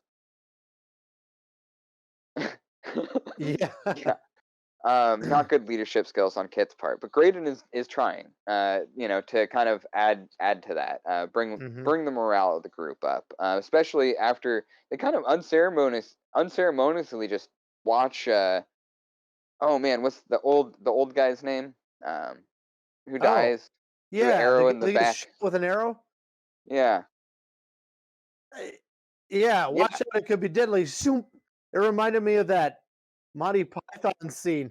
Message for you, You sir. know, I gotta say, I saw all of that happen in the previous night watching Uh-huh. the sneak peek they gave us. What we got, the Okay. sneak peek from that, because along with the Q&A and the uh, screening of Willow, there was also a screening of a sneak peek of the show. And Uh-huh. basically what we got was a very heavily edited down, like 2-minute, 3-minute version of the very beginning.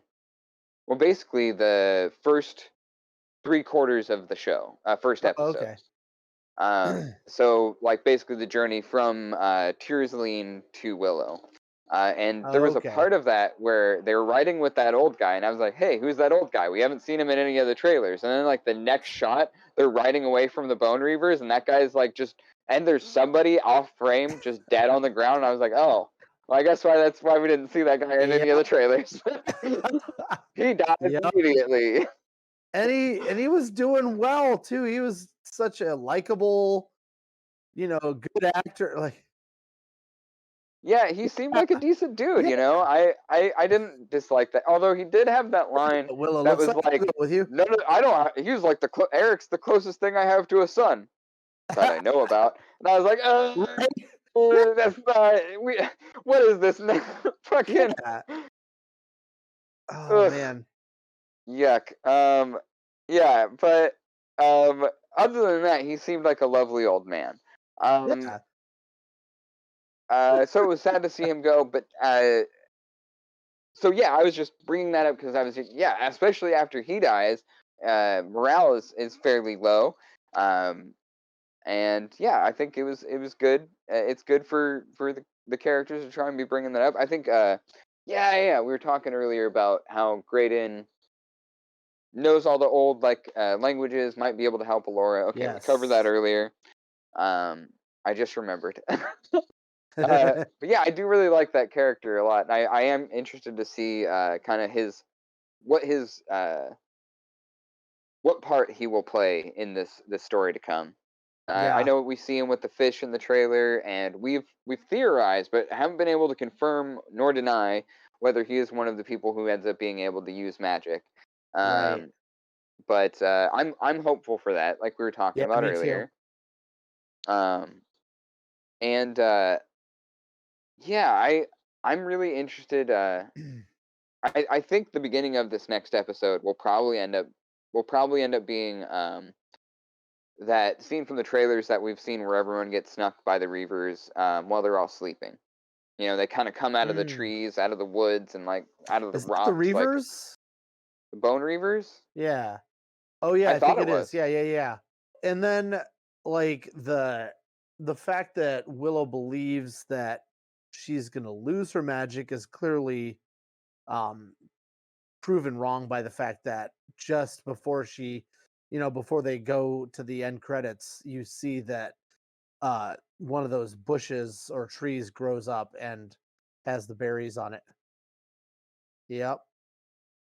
So she So finally got her it right. it's even depicting it as like faster progression than Willow even anticipated. Yes. You know, he was saying, you know, you might be able to get a tiny little sprig out of it the first time, but she Yeah. fully develops that motherfucker. She just had to get upset. Yeah. Yeah. So who knows really how I mean it seems like Alora is exceptionally like powerful, so her power didn't necessarily fade, but she's just not been able to learn any of it. It's been kept from Yeah. her. Well, there's Um that, and I feel like it's a little bit of the fact, like a little bit of magical atrophy, you know? mhm. Like if you're not using it, you're going to lose it to a certain degree, but it's still there. You just have to, stretch your muscles, make sure you're limber, and then you'll be able to use it to its full potential. But I think what you said earlier about the magical barrier too might play a factor into it, because maybe in herself she's only at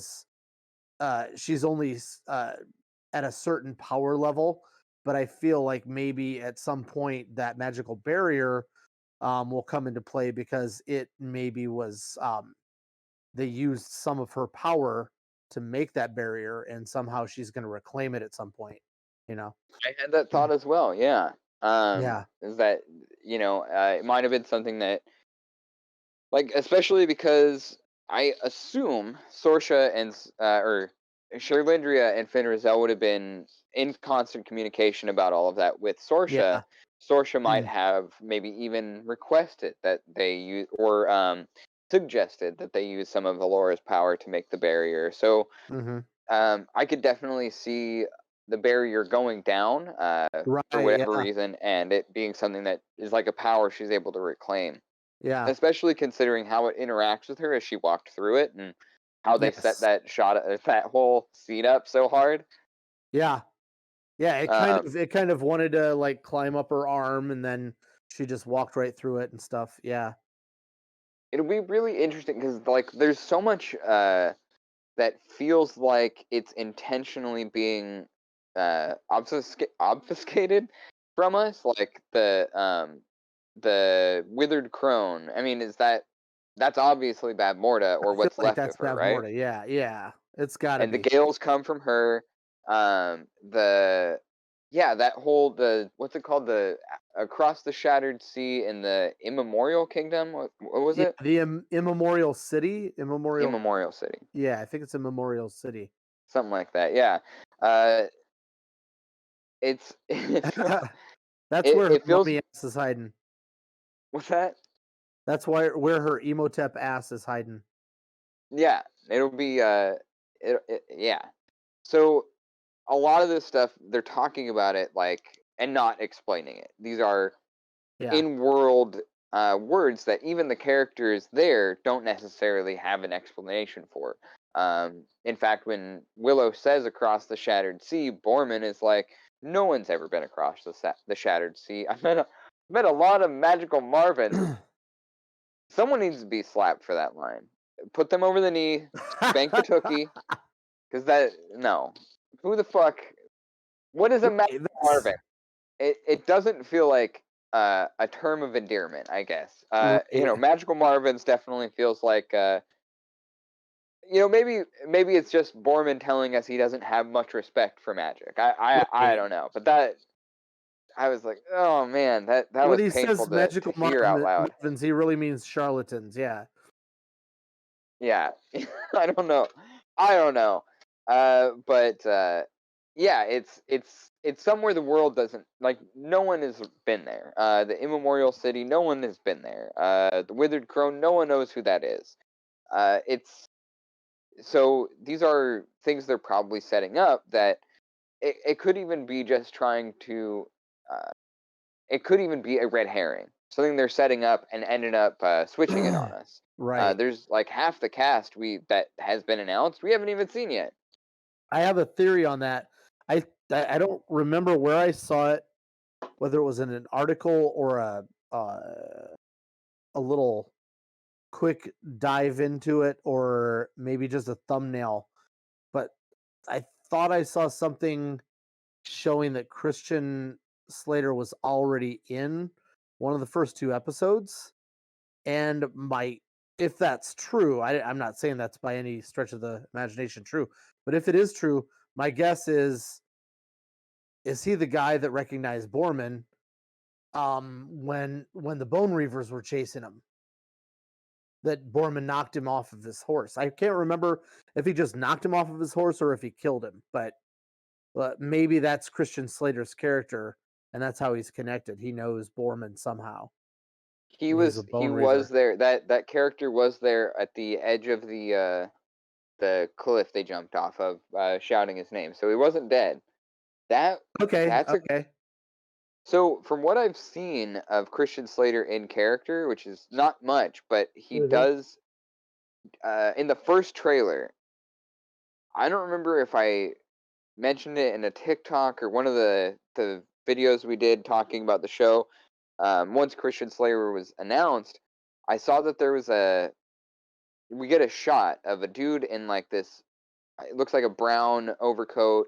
It's like half a second shot. It's like Okay. we see him only from the back, and he's got long hair. And I was like, Mhm. "What if that's Christian Slater?" And it is. Um, Oh, okay. so Okay. we know what he looks like in character, but that doesn't mean that he's not currently wearing Bone Reaver armor. But he does Right. have long hair and everything we've seen him in for the show. Okay. So I Okay. don't think that specific That's him. character. Yeah, he could have been hiding a Okay. ponytail. I don't know. That's true. And one other thing that we haven't really talked about, but I think would be maybe a good thing to talk about for the end of our show tonight is Willow's dream, because he says eventually that I forget who he admits it to. Is it Silas? That it for the world to survive, Elora Danon has to die. Mm. Yeah, I mean, I don't believe that's gonna happen. I mean, it could, but honestly, it feels like one of those moments where it's like, oh, she'll die, but then she'll be reborn, or she'll die, but someone will save her. She'll die, or she'll make the decision to do something different, like Neo in the Matrix, and evade fate. Uh, it's fate is a fickle thing, and Willow, regardless of the fact that he's had this dream so many different times and everything has come true so far, uh, doesn't necessarily mean that, uh, like, like the way that he's talking about it is like he's able to lucid dream his way Mhm. through it. Like I've tried different things in it, um, in the dream, and no matter what I do, she always ends up dying, Uh-huh.